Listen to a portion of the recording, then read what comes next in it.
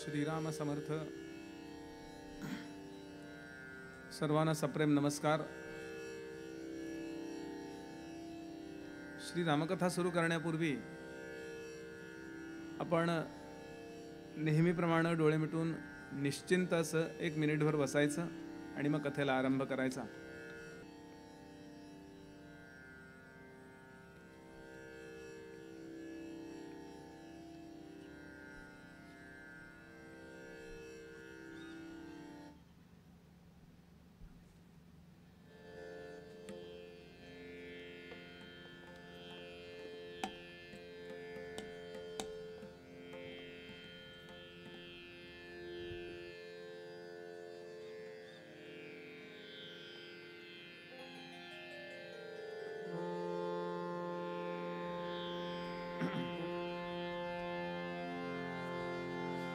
श्री मंगलमूर्ति मोरया भगवती श्री जगदम्बा माता की जय. श्री सद्गुरुनाथ महाराज की जय. अवधूत चिंतन श्री गुरुदेव दत्त राजाधिराज प्रभु रामचंद्र भगवान की जय. भगवती श्री सीता माता की जय. महारुद्र हनुमान की जय. सब संतन की जय. जय जय रघुवीर समर्थ. श्री राम जय जय राम. श्री राम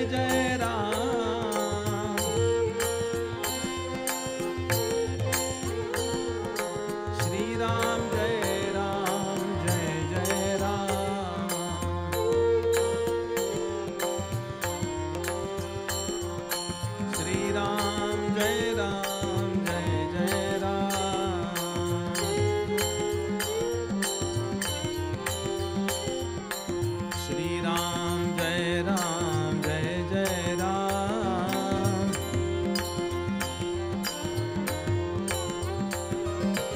श्री राम जय जय राम।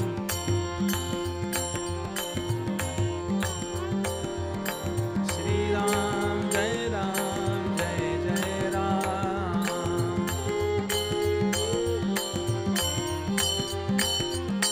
श्री राम जय जय राम।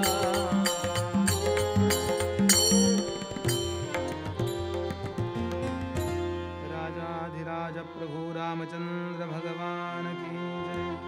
जय जय रघुवीर समर्थ गणाधीश जो ईश सर्वा गुणांचा आरंभतो निर्गुणाचा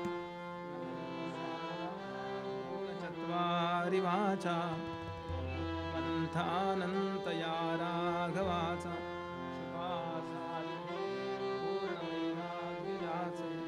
वसिष्ठापरी ज्ञान योगेश्वराचे कवी वाल्मिका सारिका मान्य हिसा नमस्कार माझा सद्गुरु रामदासा यः पृथिवीभर वारणाय दिविजयी सम्प्रार्थितश्चिन्मयः सञ्जातः पृथिवीतले रविकुले माया मनुष्यो व्ययः निष्चक्रं हत राक्षसः पुनरगाद ब्रह्मत्वमाद्यं स्थिरां कीर्तिं पापहरां विधाय जगतां तञ्जानकीशं भजे विश्वोद्भवस्थितिलयादिषु हेतुमेकं मायाश्रयं विगतमायमचिन्त्यमूर्तिम् आनन्दसान्द्रममलं निजबोधरूपं सीतापतिं विदिततत्त्वमहं नमामि धीरं धीरं धरित्रीं पदकमलमुखन्याससत्पीडयन्तं निष्काणैर्नाशयन्तं निखिलकलिमलन्तालिजैः कङ्कणानां गायन्तं राम रामेत्यतिरतिरभसै राघवं संस्मरन्तं सङ्गीताचार्यवर्यं कपिकुलतिलकं मारुतिं नौमि वीरं कल्याणानां निधानं कलिमलमथनं पावनं पावनानां पाथेयं यन्मुमुक्षो सपदि परपदप्राप्तये प्रस्थितस्य विश्रामस्थानमेकं कविवरवचसां जीवनं सज्जनानां बीजं धर्मद्रुमस्य प्रभवतु भवतां भूतये रामनाम भवानी शङ्करौ वन्दे श्रद्धा विश्वासरूपिणौ याभ्यां विना न पश्यन्ति सिद्धाः स्वान्तस्थमीश्वरम् आपदामपहर्तारं दातारं लोकाभिरामं श्रीरामं भूयो भूयो नमाम्यहम् उद्भवस्थितिसंहारकारिणीं क्लेशहारिणीं सर्वश्रेयस्करीं सीतां नतोऽहं रामवल्लभाम् अनेन प्रीयतां देवो भगवान् जानकीपतिः श्रीरामचन्द्रः पूर्वेषाम् अस्माकं कुलदैवतं श्रोता वक्ता श्रीराम समर्थ श्रीराम समर्थ जय जय रघुवीर समर्थ श्रीराम जय राम जय जय राम श्रीराम जय जय राम श्रीराम जय जय राम।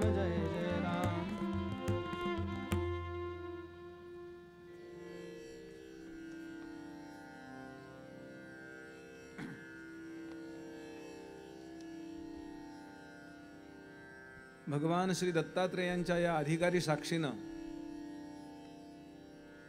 जीवनाचं इहपर कल्याण करणारं अध्यात्माचं चिंतन श्री रामकथेच्या माध्यमातून घडावं हे अतिशय उदात्त पवित्र हेतून इथं जमलेले सर्व भाविक अधिकारी श्रोते सर्वांच्या हृदयस्थ आत्मारामाला नमस्कार करतो। भगवंताची जगदंबेची गुरुनाथांची कृपा आपल्यावर व्हावी आणि ती अखंड राहावी यासाठी जे वागणं भगवंताला प्रिय आहे ते आपल्याकडून घडावं असा प्रामाणिकपणे प्रयत्न करणारे जे धार्मिक सज्जन इथे बसले असतील त्यांच्या चरणांना वेगळा नमस्कार करतो। अधिकारी साधक तत्वचिंतक श्रेष्ठ असे कला उपासक वैदिक याज्ञिक कीर्तनकार प्रवचनकार समाजातल्या विविध क्षेत्रातले मान्यवर इथे दत्त महाराजांच्या समोर बसलेले आहेत। सगळ्यांच्या मोठेपणाबद्दल आदर व्यक्त करतो आणि निरूपणाला सुरुवात करतो। भारतामध्ये सगळ्यात जास्त गायली गेलेली कथा कुठली असेल तर ती श्री रामकथा आहे. रामकथा आपल्याला नीती शिकवते आणि नीतीवर आधारित असं जे जीवन असतं ते इहपर आणि अध्यात्माच्या कल्याणाकरता उपयुक्त ठरतं. नीती हा पाया आहे. ज्याची नीती चांगली नाही निश्चित समजावं त्याचं भविष्य वाईट आहे. ज्याची नीती मध्यम आहे निश्चित समजावं त्याचं भविष्य मध्यम आहे. आणि ज्याची नीती सन्नीती म्हणायला योग्य आहे पक्क समजावं आत्ता जरी तो दुःखात असला कष्टात असला तरी यथाकाली त्याच्यावरती भगवंताची पूर्ण कृपा होणार आहे. कारण भगवंत प्रामाणिकपणाला प्रांजळपणाला सज्जनपणाला वश होणारा आहे. तुम्ही त्याला विद्वत्तेनं जिंकू शकत नाही, बाकी कुठल्याही गोष्टीनं जिंकू शकत नाही. आपल्याला दिलेली जी जबाबदारी आहे ती उत्तम पार पडत असताना जो आचार आणि विचार यांनी पवित्र राहतो चांगला राहतो भगवंत त्याच्या त्या तपश्चर्येची नोंद घेत असतो. आणि हे आपल्याला प्रेरणादायी ठरावं ही नुसतं माहिती असून उपयोग नाही आहे. हे आपल्याला प्रेरक ठरावं यासाठी भारतीय ऋषींनी काही कथांची योजना केली. त्यामध्ये सर्वोत्तम कथा कुठली असेल तर ती श्री रामकथा आहे. या रामकथेत काय नाही, कुटुंबामध्ये आपल्या वैयक्तिक पातळीवरती येणाऱ्या सगळ्या समस्यांचं निराकरण करताना काय विचार करावा काय चिंतन करावं हे रामकथेने आपल्याला शिकवलेलं आहे. एखाद्या संस्थात्मक जीवनामध्ये संस्थेचं कल्याण होण्याकरता काय करावं आणि काय करू नये हे आपल्याला रामकथा शिकवते. एखाद्या गावाचं भलं व्हावं वाटत असेल तर तिथल्या मुख्यानं कसं वागावं वागू नये आपल्याला रामकथा शिकवते. एखाद्या राष्ट्राचं भलं व्हावं हे जर आपल्याला वाटत असेल तर त्यांनी कुठली कथा डोळ्यासमोर ठेवावी मुख्य लोकांनी तिथल्या, म्हणजे सगळ्यांनीच त्यातल्या मुख्याच्यावर जबाबदारी जास्त आहे तर ती रामकथा आहे. रामांच्या मध्ये नेतृत्वाचे असलेले गुण पहा किंवा कुटुंबाची जबाबदारी पार पाडत असताना रामरायांनी केलेला त्याग पहा. आयडिया सगळीकडे दिसतील पण आचरण कुठे दिसेल तर ते रामांच्या मध्ये दिसतं. तुम्ही कसेही वागा माझी वागण्याची पद्धत ठरलेली आहे आणि याला रामनीती म्हणतात. अनेक नीती जगात प्रसिद्ध आहेत पण सर्वोत्तम कुठली असेल जी परमात्म्याला आवडते ती रामनीती. किंवा परमात्मा हे दाखवायला तुम्हाला मनुष्याचं रूप धारण करून आला की मला काय आवडतं वागणं हे ऐकाय करता हे बघा मी तुम्हाला वागूनच दाखवतो ऍक्टिंग करूनच दाखवतो हे त्याला आवडतं.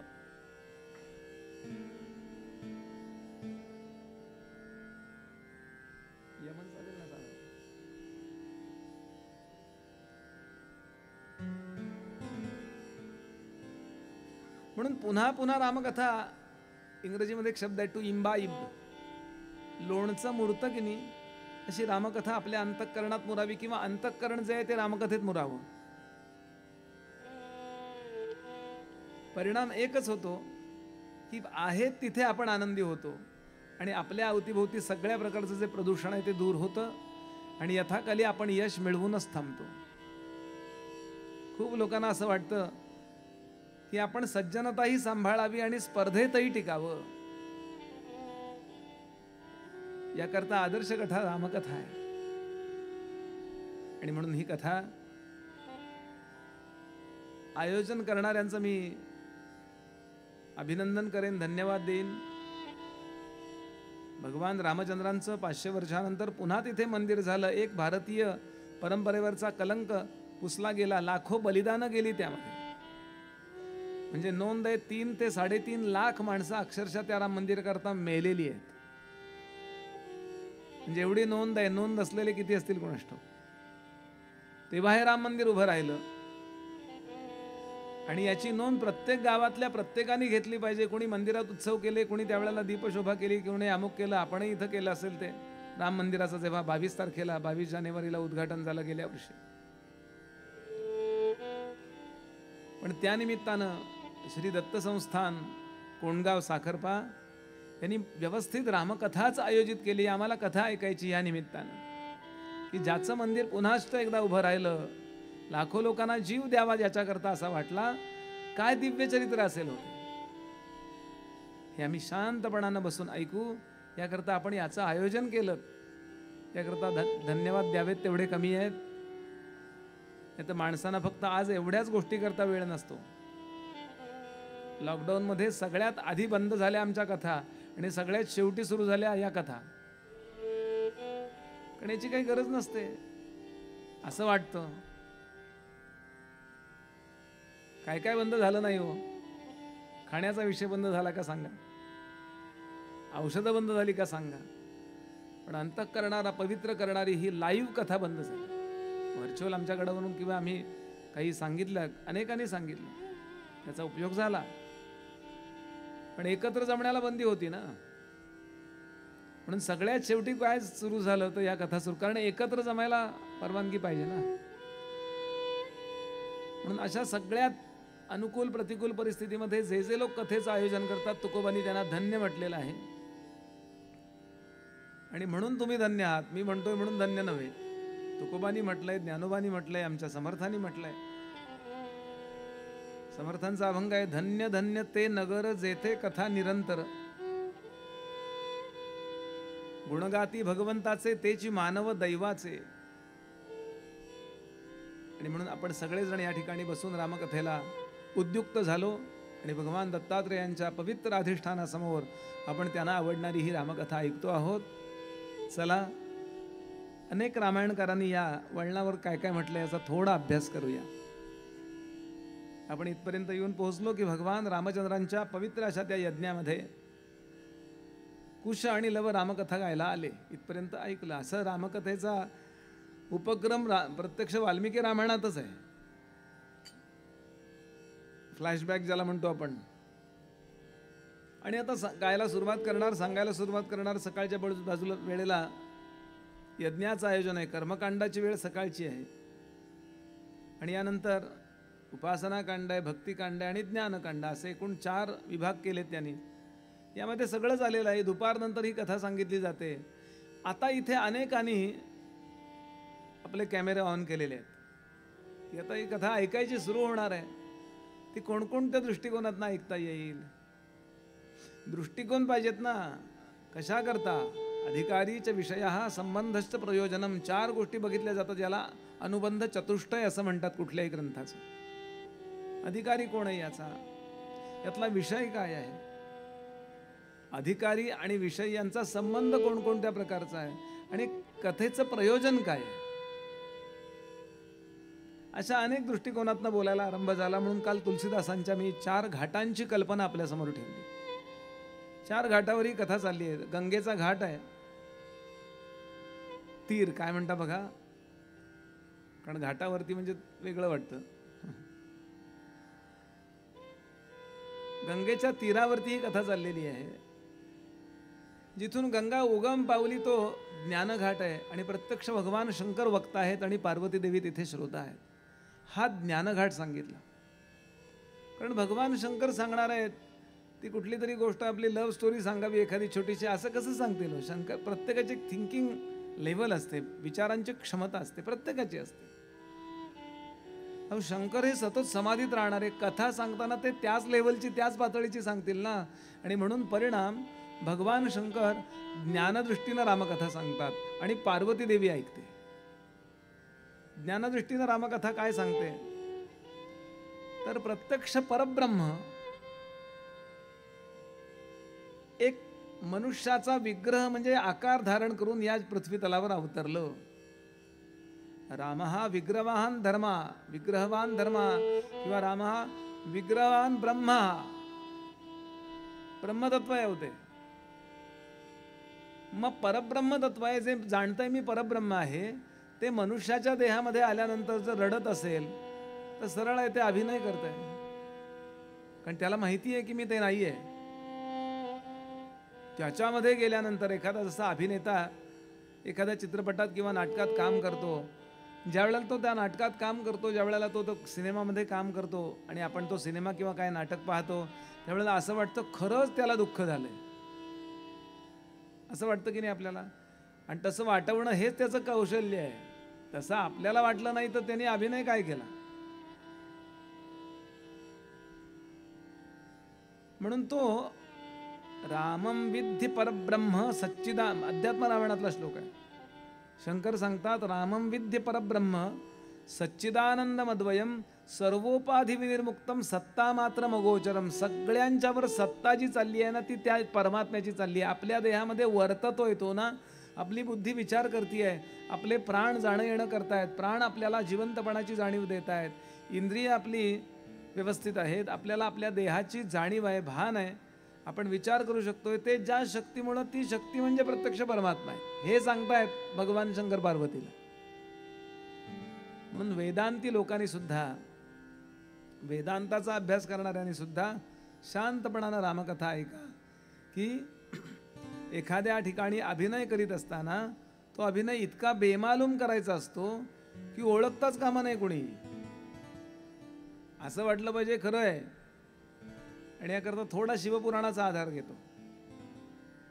भगवान शंकर रामकथा सांगतायत, ऐकतायत, आणि असे फिरत फिरत ते महाराष्ट्रात आले. महाराष्ट्रामध्ये अकोले नावाचा जो तालुका आहे नगर जिल्ह्यामध्ये, अकोले, अकोला नव्हे, अकोले, इथे अगस्तींच्या आश्रमामध्ये ते आले. अगस्तींचा आश्रम आजही आहे.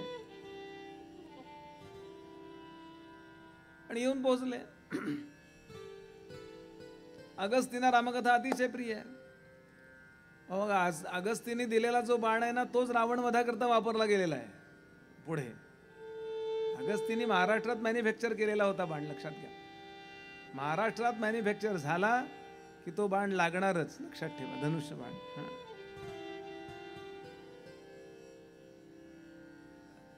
आणि त्या अगस्तींना अतिशय रामाचं प्रेम आहे. म्हणून शंकरांनी सांगितलं, मी नेहमीच सांगतो, मला ऐकायची इच्छा आहे. मी नेहमीच रामकथा नेहमी सांगतात, मला ऐकायची इच्छा आहे. मी ज्ञानदृष्टीनं राम हे सांगतोय बरं. थोडासा एखाद्या गोष्टीचा विस्तार होईल तर एखादी गोष्ट शॉर्टमध्ये सांगितली जाईल. आपल्याजवळ 4 तास रोज आहेत, पुणेले 7 दिवस. आणि अगस्ती रामकथा सांगायला सुरुवात करतात. त्यावेळेला त्यांच्याबरोबर पार्वती देवी नाही आहेत, सती देवी आहेत. म्हणजे पार्वती देवींचा आधीचा अवतार. नंतर सती देवीनीच पार्वतीचा अवतार घेतलाय पुढच्या युगामध्ये. सती देवी आहेत, सौभाग्यवती आहेत शंकरांच्या. आणि अगस्ती रामकथा सांगतायत. शंकर अत्यंत प्रसन्न झाले. हो, असं आहे, पोहे आपण नेहमी करतो, तरी दुसऱ्याच्या घरी गेल्यानंतर पोहे आवडतात की नाही आपल्याला? एक स्टाईल वेगळी असते. पोहे अशा बाऊलमध्ये द्यावेत म्हणजे ते बराच वेळ गरम राहतात. असे दिले की ते थंड होऊन जातात. योग्य असं परवा होतं तसं ते योग्य तेल पाहिजे, कारण पोहे तेलकट करतात माणसं हल्ली. खाण्याचा फार विषय नको सुरुवातीला. पण जसं आपण जरी घरी पोहे करत असलो, पोहे तेच असले, अमुक असलं, तरी फोडणीची स्टाईल, कडीलिंब टाकण्याची पद्धत, मटार टाकण्याची, प्रत्येकाची एक स्टाईल वेगळी असते. म्हणून पोहे वेगळे लागतात. तसं भगवान शंकर रसिकतेनं कथा ऐकत होते आणि कथा सांगून झाली. सतीदेवी पण बसलेल्या होत्या, पण त्यांनी स्वेटर आणलेला होता विणायला.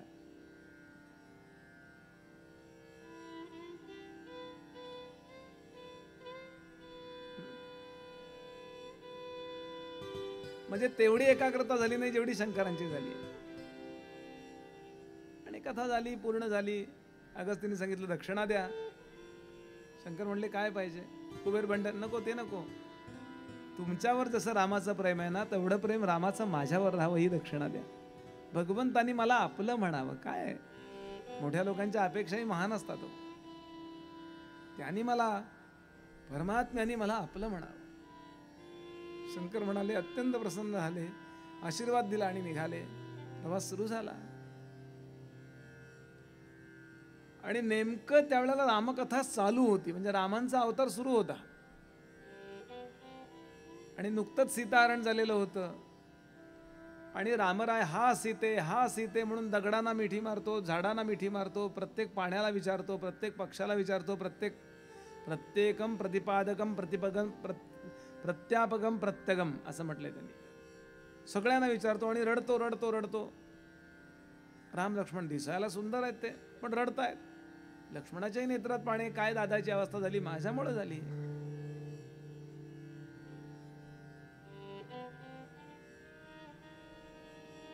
आणि असे चाललेत. आणि शंकर आणि भगवान रामचंद्र यांची दृष्टादृष्ट झाली, असे ते क्रॉस झाले एकमेकांना. एकदम दोघं हसले, फक्त दोघांनाच कळलं हसलेलं. तुलसीदासांनी सुरुवात यांनी केली बरं रामचरित असे मानसाची या कथेने. आणि एवढंच म्हणाले, जय सच्चिदानंद. ते म्हणले जय सच्चिदानंद. झाले, हे गेले, इकडे गेले. सतीदेवीने विचारलं, हे कोण सच्चिदानंद? अगो मी ज्याचं सातत्यानं गायन करतो, तुला चरित्र ऐकवतो नाही का, कालपर्यंत आपण अगस्तींकडे रामकथा ऐकली, तेच हे. हो ते तर परब्रह्म वगैरे म्हणले. हे कोण रडणारा मुलगा, हा तरुण मुलगा? तसं नाहीये, तुला कळत नाहीये. हे अजिबात चालत नाही बायकोला, बरं तुला कळत नाही म्हटलेलं, बाकी तिला सगळं चालेल. आणि हे बोलायचं माझ्यात सामर्थ्य काय हे तुम्ही ओळखू शकता. खूप लांब आहे पुण्यापासून म्हणून.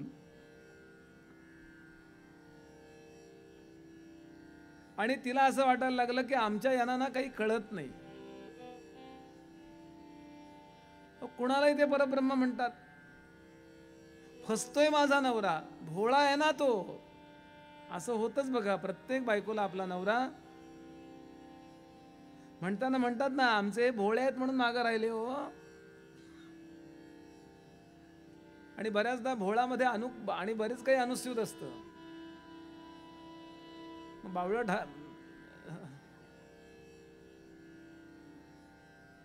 आणि ती म्हणाली, अहो हा सच्चिदानंद कसा असेल? अहो काय तरी काय,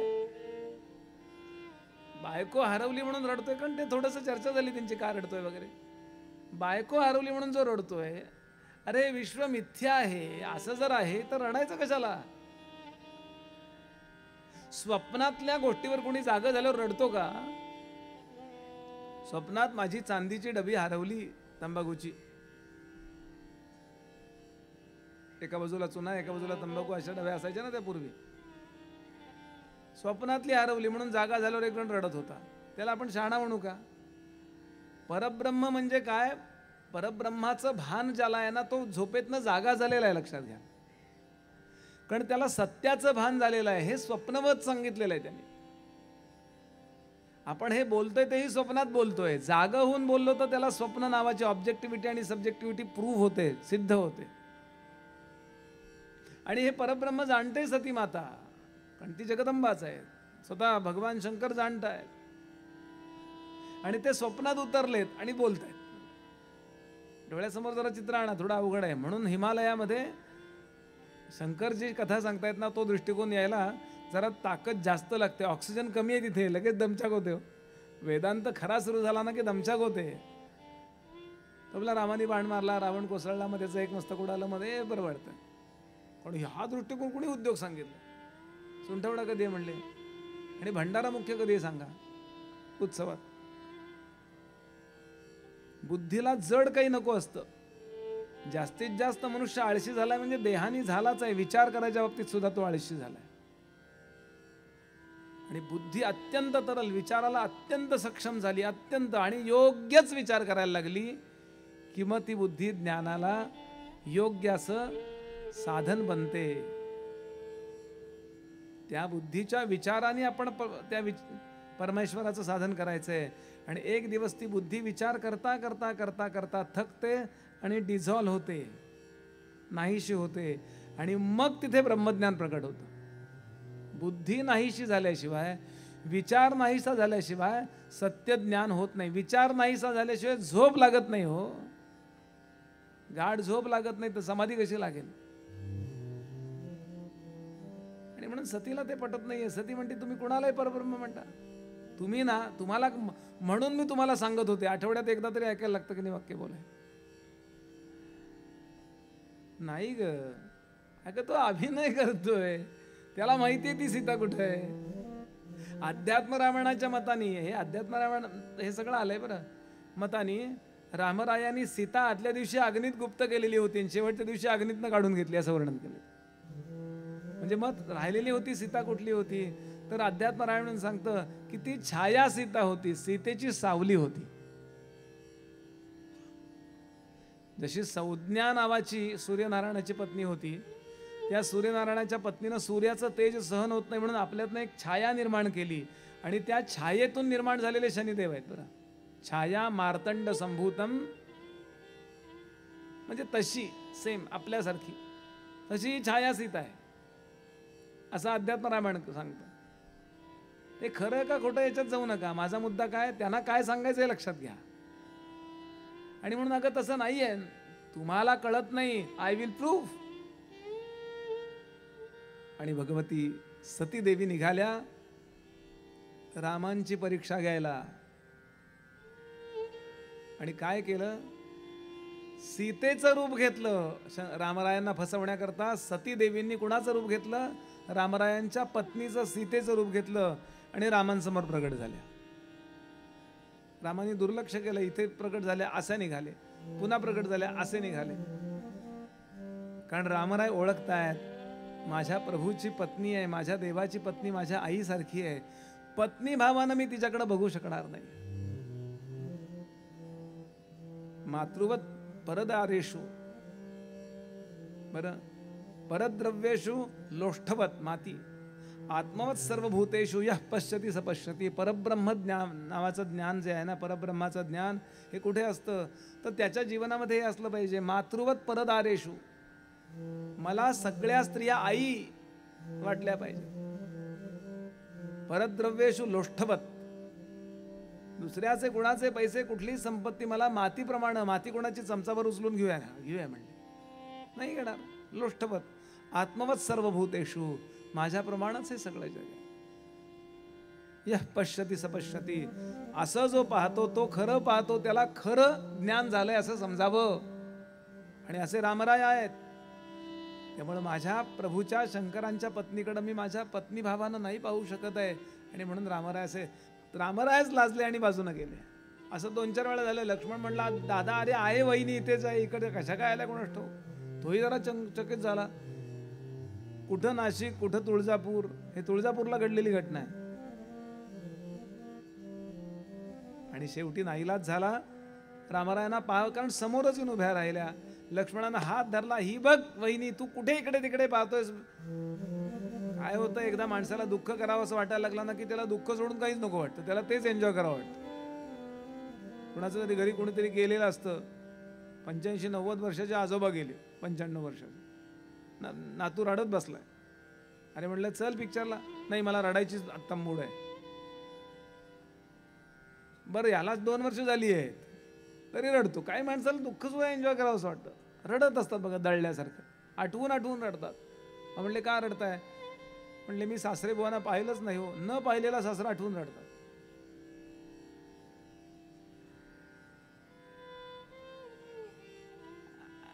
काय रडतोय रामा, अरे इथे आहे वहिनी. आणि आता बोलण्याची वेळ आली. काय सुंदर रामचरितमानस सांगतं, बोलण्याची वेळ आली. रामराय हात जोडतात आणि साष्टांग नमस्कार घातला मातेला. म्हणे राम माते दयाळे भवानी, जगद्व्यापिके मूळ पीठे मृडानी, बरा आजी बाळावरी स्नेह केला, बरा आज बाळावरी स्नेह केला, तुझ्या दर्शने ताप संपूर्ण गेला. आई, आपलं लेकरू पत्नी विरहामध्ये व्याकुळ झालंय हे बघून तू दयाळू झालीस आणि माझा तो विरह घालवावा म्हणून माझ्या पत्नीच्या रूपात आलीस का ग. झालो जानकीच्या विने थकित मी, आरण्य कंठावया, कौसल्ये परिधावून आलीस तू रामासे भेटावया. हा जगात जननी त्वा धन्य केले मला, माझा हा प्रणिपात आई तुळजा बाई तुकाई तुला. तू का आई म्हणून नाव पडलं तुळजाई. आणि साष्टांग नमस्कार घातला. आणि सतीदेवींच्या लक्षात आलं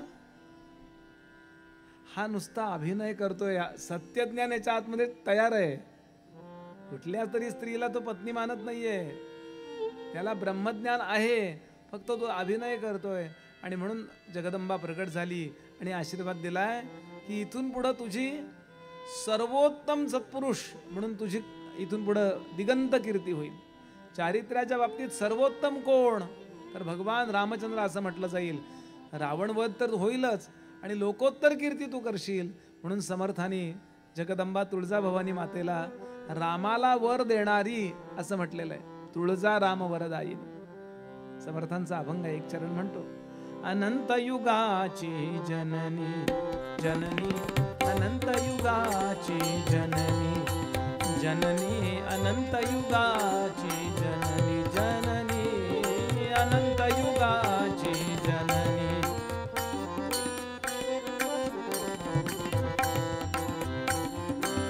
तुळजा राम वरदायिनी तुळजा राम वरदायिनी तुळजा राम वरदायिनी अनंत युगाची जननी जननी अनंत युगाची जननी अनंत युगाची अनंत युगाची अनंत युगाची जननी. आणि मग सतीदेवी परत जातात. शंकर शांत बसलेले होते. ते शोधायला गेले नाही ही काय करते. आणि जाऊन शंकरांना सांगितलं, प्रभूंना सांगितलं, देवा तुम्ही योग्य त्याचंच भजन करताय, तो परब्रह्मच आहे. मला आता बाकी तो विचार वाढवायचा नाही आहे. एखादा प्रपंचातला कर्तव्याचा भाग करीत असताना आपल्या आत्मस्वरूपाचं विस्मरण न होऊ देता सुद्धा स्थितप्रज्ञ दशेमध्ये कर्तव्य कसं करावं, हा अख्खा वेदांत म्हणजे रामचरित्र आहे. मत्वा व्याघ्रोहमित्थम सनरो पशुमुखान बाधते किन्नु सत्वान मत्वा स्त्री वेशधारी स्त्रियमिति कुरुते किम नटोर भर्तुरिच्छाम तद्वत् शारीर आत्मा पृथगन भवतो देहतो यस्य साक्षी. वाघाचं काम करणारा मोहरम मधला किंवा एखाद्या मिरवणुकीतला एखादा माणूस वाघाचं काम करणारा, पट्टे वगैरे नाही का आपण बघितलेत. आपण माझ्या लहानपणी मला आठवते आदलतवाड्यावरनं मोहरमचा ताबूत जायचा, ते वाघासारखे यायचे. काही नुसतं वाघाचे पट्टे ओढलेले, वाघ बिग काही नाही. पोतेरं करून टाकलं काकाने त्याचं. त्याला आतमध्ये माहिती आहे त्या माणसाला, तुम्ही का असताय मला कळत नाही, मी इथलं सांगतोय. त्याला निश्चित माहिती आहे आतमध्ये की मी माणूस आहे, मी फक्त वाघाचं काम करतोय. हो मत्वा व्याघ्रोहमित्थम आचार्यांचा श्लोक आहे, शंकराचार्यांचा. स नरु पशुमुखान बाधते किन्नु सत्वान. एखाद्या वाघाला जसं वाटेल कोणाला खाऊन नरडीचा घोट घेऊन खाऊया पिऊया त्याचं रक्त, असं माणसाचं काम करणाऱ्या वाघाचं काम करणाऱ्या माणसाला वाटेल का. स्त्रीचं काम करणारा एखादा पार्ट आहे, एखादा अभिनेता आहे. एखाद्या स्त्रीला जशा भावना असतात की माझं लग्न व्हावं, मला पती मिळावा, मला मुलं व्हावीत, असं त्या माणसाला पुरुषाला वाटेल का. आचार्य म्हणाले तद्वत् शारीर आत्मा पृथगन भवतो देहतो यस्य साक्षी. या देहाचं मी आता काम करतोय हो, आता मी माणूस झालोय हो, मी आत आलोय आता. मग त्यात जे काय कर्तव्य आहेत ना, पत्नी करता रडणे आहे, वडिलांचा शब्द पाळणं आहे, त्यातले आदर्श काय काय आहे एकदा लिहून काढा. रामाना लिहायची गरज नाही, तसं मी वागून दाखवीन. हा वेदांत नाही तर काय आहे सांगा. मी सगळी कर्तव्य उत्तम करीन आणि अहम ब्रह्मास्मी या बोधावर स्थिर राहीन. आणि संपूर्ण चरित्र रामचरित्र म्हणजे चालता बोलता वेदांत आहे. यापेक्षा श्रेष्ठ वेदांत असूच शकत नाही. कृष्णाने ते बोलून दाखवलं, रामाने वागून दाखवलं. कृष्णाने आपल्याला वेदांतामध्ये भर घातली आहे. सर्वोपनिषदो गावो दोग्धा गोपाल नंदना. म्हणून कृष्णचरित्र आपण ऐकून घेतलं पाहिजे आणि रामचरित्रही नीट ऐकलं पाहिजे. रामचरित्र आपल्याला वागण्याकरता उपयुक्त आहे, कृष्णचरित्र परवडणारं नाही. 16,108 लग्न करून एकाच वेळेला सगळ्यांच्या महालात उपस्थित राहणं शक्य आहे का बोला. काहीतरी बोलण्यात काय मजा आहे हो. ते अवतार कार्य आहे, ते सगळ्यांना जमणारच नाही, ती सिद्धी नाही आपल्याजवळ. एवढे अवतार धारण करायची सिद्धी नाही आहे, पण रामांसारखं वागण्याची शक्यता आहे की नाही. एक पत्नी व्रत वगैरे वगैरे. म्हणून वेदांत ज्याला आवडतो त्यांनी रामचरित्र ऐकावं आणि त्या दृष्टिकोनातनं बघावं. अच्छा, असा वेदांत असतो का? ती नुसती स्टोरी नाही आहे, प्रत्यक्ष. मी काल बोललोय की वेदांत म्हणजे लॅबोरेटरी मॅन्युअल आहे. म्हणजे असं वागावं, असं वागावं, असं वागावं. आणि प्रत्यक्षामध्ये वागून दाखवलेलं जे आहे ना ते रामचरित्र. नुसतं मॅन्युअल आहे होते म्हणजे छापलेलं. आणि एक्सपेरिमेंट, लॅबोरेटरी एक्सपेरिमेंट काय जर असेल तर ते रामचरित्र आहे. म्हणून पहिला दृष्टिकोन नीट आहे का, जरा वाढला विषय. पण मी अयोध्येची पण तयारी करतोय आता. कारण एका पाठोपाठ 1-2 कथा आहेत अयोध्येमध्ये. रामाने मला 15 दिवस यावेळेला राहायला बोलवले. राम मंदिर सुरुवात झाली आणि आम्ही गेलो होतो आणि एक रामकथा त्याला ऐकवली. म्हणजे सुरुवात होत होती आणि आता परत पूर्ण झाल्यावर 2दा एका पाठोपाठ ही कथा संपली की परत 2 दिवसांनी परत दुसरी कथा. त्यामुळे माझा हे अभ्यासही करायचा असतो ना, नुसतं सांगून संपवायचं नाही आपल्याला. म्हणून हा विषय जरा वाढला. पुढचा दृष्टिकोन त्यांनी दिला की ज्ञानदृष्टीनं तुम्ही रामकथा ऐकू शकलात, ठीक आहे, पण नाही माझी एवढी हे भक्तीच्या दृष्टिकोनात नाही का, प्रेमाच्या दृष्टिकोनात नाही का. प्रेमामध्ये सगळ्यात महत्वाचं काय असतं तर पेशन्स असतात, तितिक्षा. भगवंताची कृपा होईपर्यंत वाट पाहणे. त्याला यायचं असलं तर वाट बघेल, एवढ्या वेळात आलं तर. मी तर नेहमी सांगतो आमच्याकडे पुण्यामध्ये 1 ते 4 समर्थ आलेले सुद्धा चालणार नाही. 4च्या पुढे या, 4:15ला चहा देतो. असं नसतं प्रेम.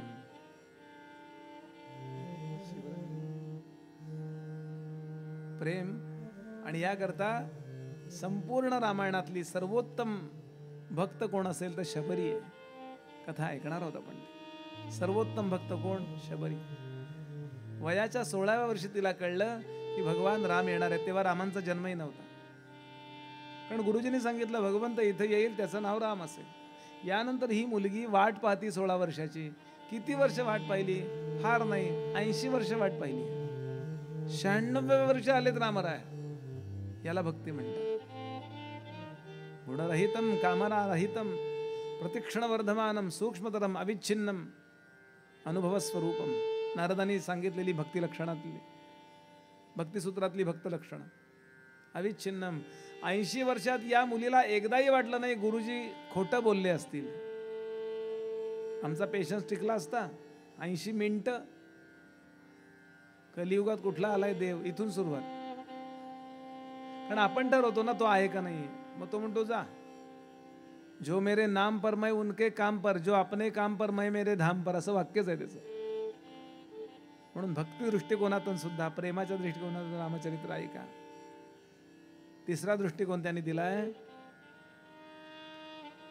कर्माच्या, कर्तव्य कठोरतेच्या दृष्टिकोनातून रामकथा ऐका.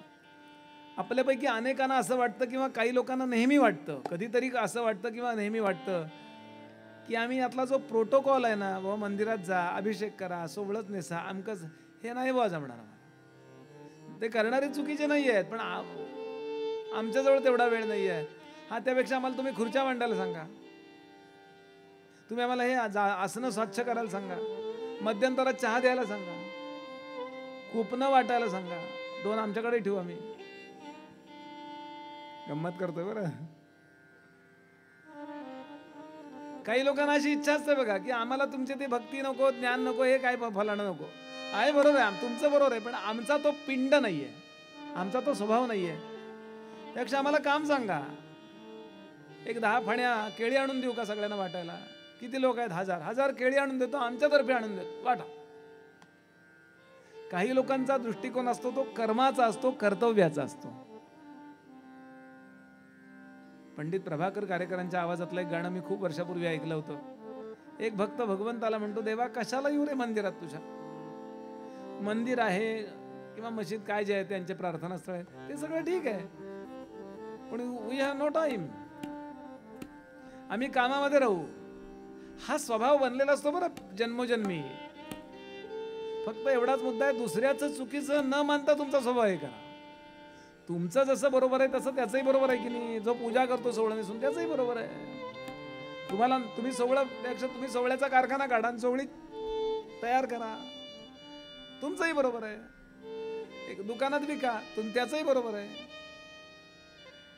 यूज करणारा जसा आहे तसा काहीतरी यूज आहे ना, नाही तर युजलेस म्हणतात. म्हणून तो कवी म्हणतो, देवा कशाला येऊ रे मंदिरात तुझ्या. आणि दत्तप्रभू त्याच्यावर रागावत नाहीत, कारण ते सगळ्यांचे आहेत. काय आपण ऐकलंय पद, खूप छान दृष्टिकोन आहे बरं हा सुद्धा. कशासाठी येऊ देवा तुझ्या मंदिरात, कशासाठी येऊ देवा तुझ्या मंदिरात.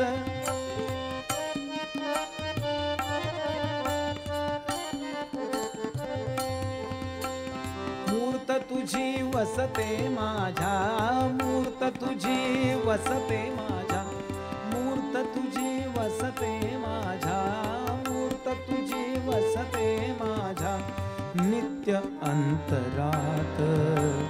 मूर्त तुझी वसते माझ्या, मूर्त तुझी वसते माझ्या नित्य अंतरात. कशासाठी देवा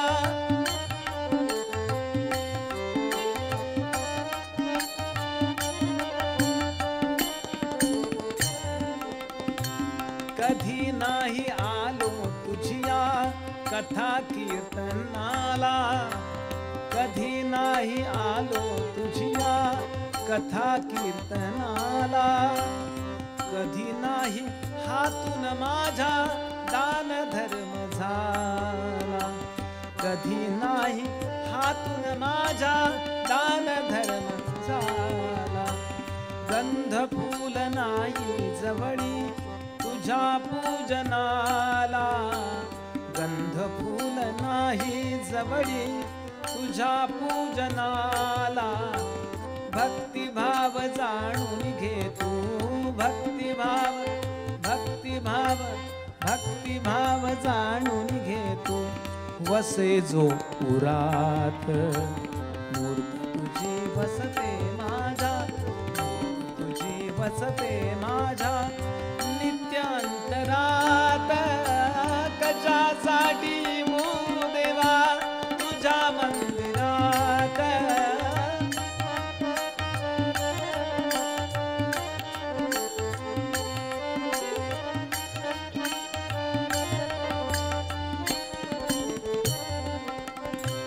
कर्म थोर हे गीतेचे सार जाणतो मी, कर्म थोर हे गीतेचे सार जाणतो मी.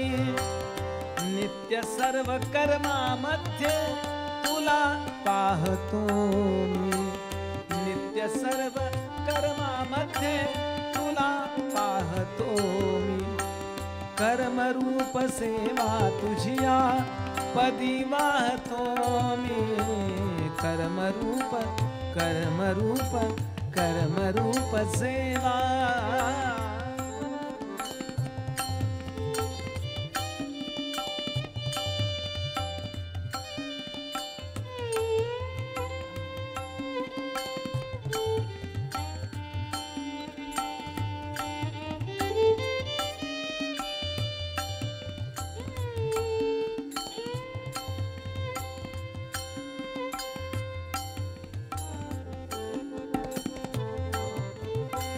कर्मरूप सेवा तुझिया पदी वाहतो मी. इथे रंगतो मी देवा, इथे, इथे, इथे रंगतो मी देवा तुझ्या चिंतनात.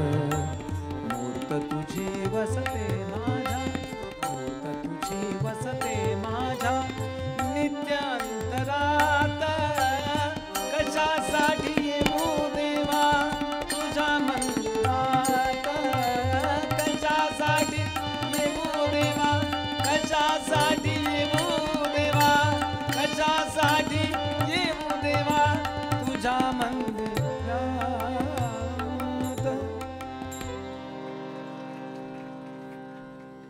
भक्ताचा दृष्टिकोन बघा. एखादा असा असतो की तो कर्तव्य कठोर असतो, त्याने रामकथा ऐकायची गरज आहे का हो? अहो, या जगामध्ये कर्तव्याकरता कर्तव्य करावं हे सांगणारी सर्वोत्तम कथा म्हणजेच रामकथा आहे. कसला कर्तव्याचा अहंकार घेता, एक एक चरित्र वाचा आपण, यातलं आपल्या लक्षात येईल की सगळं रामचरित्र कर्तव्याच्या पालनानेच भरलेलं आहे. वडिलांकडून चुकून बोलून गेलं, देतो वर, बरं त्या संध्याकाळी जायची गरज होती का? बरं सांगा बरं. कैकेयीच्याकडे गुवाहाटीला निघून जायचं, शपथविधी झाल्यावरच परत यायचं. आणि मग असं हो, तू आधी नाही का बोलायचं का? काय तू पण, तुला पण ना किती प्रांजळता. रामराय निघून जातात आणि जेव्हा भरत सांगतो तुम्ही स्वतःला कष्ट का करून घेता, तेव्हा रामराय सांगतात अजिबात नाही, आपल्या वडिलांचं वचन पूर्ण व्हावं याकरता मी व्रत म्हणून मनात आलोय. सगळे म्हणत होते बरं, भरत म्हणत होता परत चला, वडिलांचं सुद्धा मनातनं मत नव्हतंच. नाहीला म्हणजे ते रामाच्या वियोग, केवढा मी रामावर अन्याय केला म्हणून ते मरून गेले. काय प्रेम असेल हो दशरथांचं रामावर, काय मी माझ्या बाळाशी वागलो, काही चूक नाही आणि मी असा वागलो.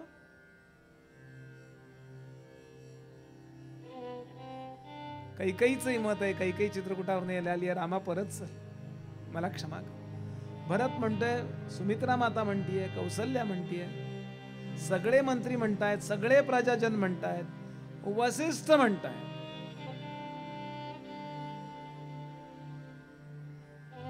एखादा म्हणला असता की नाही, लोकांच्या मनातला मी मुख्यमंत्री आहे, 6 महिने तरी का?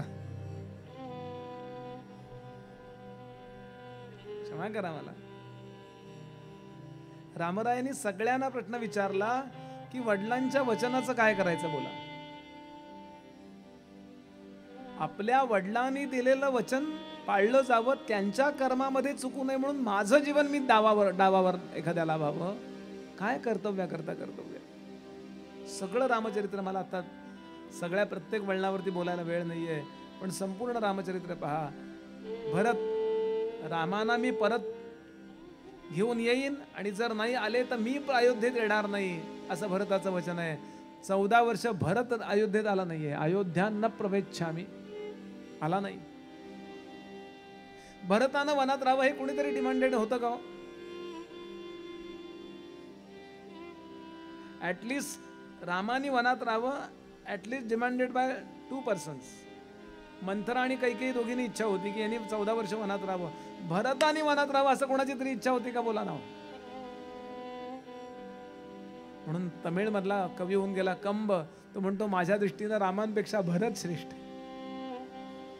काय कर्तव्य कठोर होता. मांडवीनी प्रश्न विचारलाय भरताच्या पत्नीनी की मी तुमच्याजवळ इथे येऊन राहिलं तर चालेल का? मी सगळे नियम पाळीन, पण मी तुमच्याजवळ राहू का? किती सोजवळ उत्तर दिलंय भरताने. तू माझ्याजवळ राहिली तर हरकत काहीच नाहीये, पण खरं सांगू मांडवी, तुझी आज गरज माझ्यापेक्षा तुझ्या सासवांना जास्त आहे. माझी सीता बहिणी नाहीये. तू आणि श्रुतिकीर्ती सांभाळा आणि उर्मिला, तिघी जणी सांभाळा तिघींना.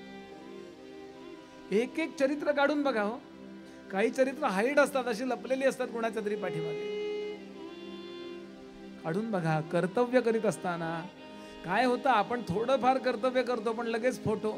घोंगडी देताना महाराज, घोंगडीकडे लक्षच नाही, समोरच्याकडे लक्ष नाही, फोटोकडे लक्ष, स्वरूपकडे.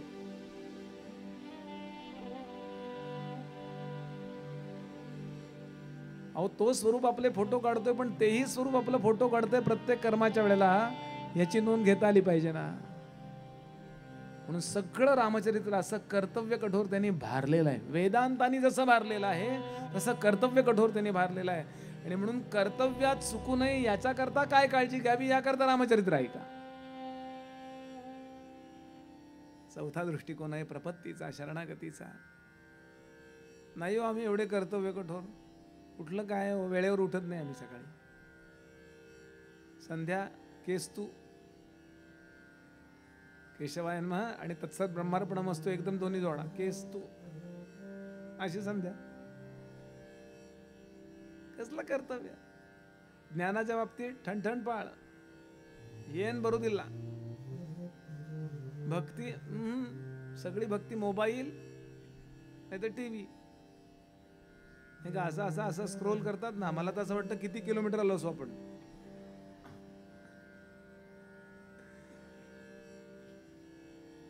ज्ञानाची योग्यता नाही, भक्तीची योग्यता नाही, कर्तव्य कठोरतेची क्षमता नाही, अशा व्यक्तीला रामचरित्र एवढंच करा. त्याला म्हणा देवा मला काहीच येत नाही रे, काहीच कळत नाही रे मला. रामा मला काही कळत नाही तरी पण मी तुझा आहे हे म्हणा ना. भगवंताला सगळं चालतं. 100 वेळा चुकलोय मी. अहिल्या कुठल्याही वळणावरती कुठल्याही परिस्थितीमध्ये भगवंताला तुम्ही शरण गेलात तर प्रत्येक वेळेला तो न्यायाधीश होत नाही. अहंकारी लोकांकरता तो न्यायाधीश आहे. लक्षात ठेवायला वाक्य. अहंकारी लोकांकरता तो न्यायाधीश आहे आणि प्रांजळ लोकांकरता तो आई आहे. कर्म तुम्हाला कर्म केला ना आता भोग आता हे कुणाकरता म्हणेल तो अहंकारी व्यक्ती करता. देवा मला काही कळत नाही तर तरी सुद्धा मी शरण आहे. हा प्रपत्तीचा घाट प्रत्येक ठिकाणचे वक्ते श्रोते सांगत बसलो नाही मी.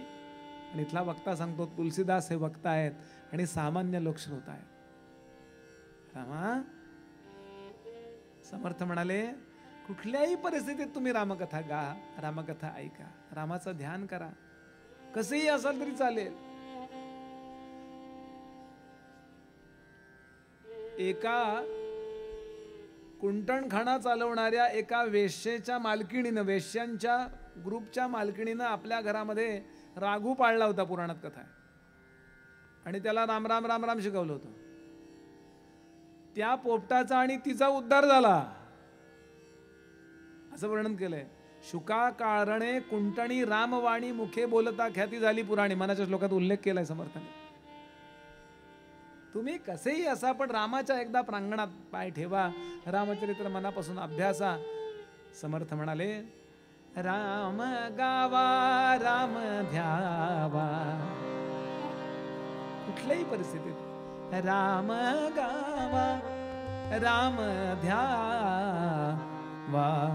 राम जीवीचा विसावा. राम जीवीचा विसावा. राम जीवीचा विसावा. राम जीवीचा विसावा.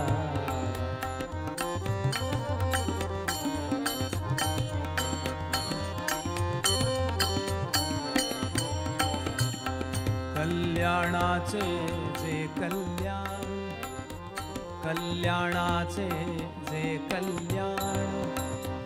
कल्याणाला वाटलं आपलं कल्याण व्हावं तर तो रामाला शरण जातो. आता काय राहिलं. कल्याणाचे जे कल्याण, रघुरायाचे गुणगान.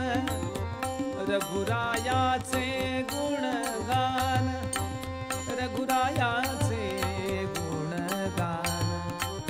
रघुरायाचे गुणगान. राम जीवेचा विसावा. राम जीवेचा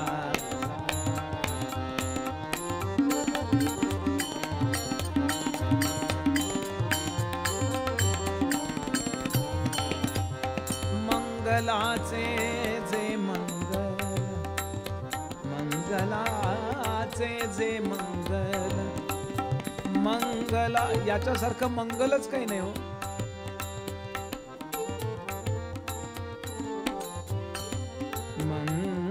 मंगलाचे मंगलाचे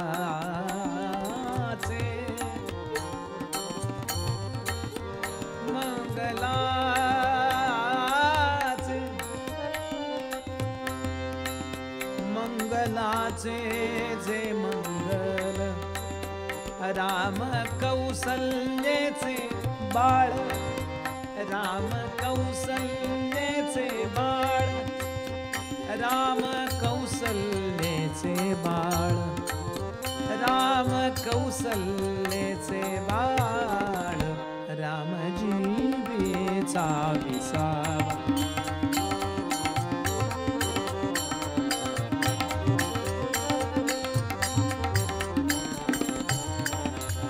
राम कैवल्याचा दानी, राम कैवल्याचा दानी,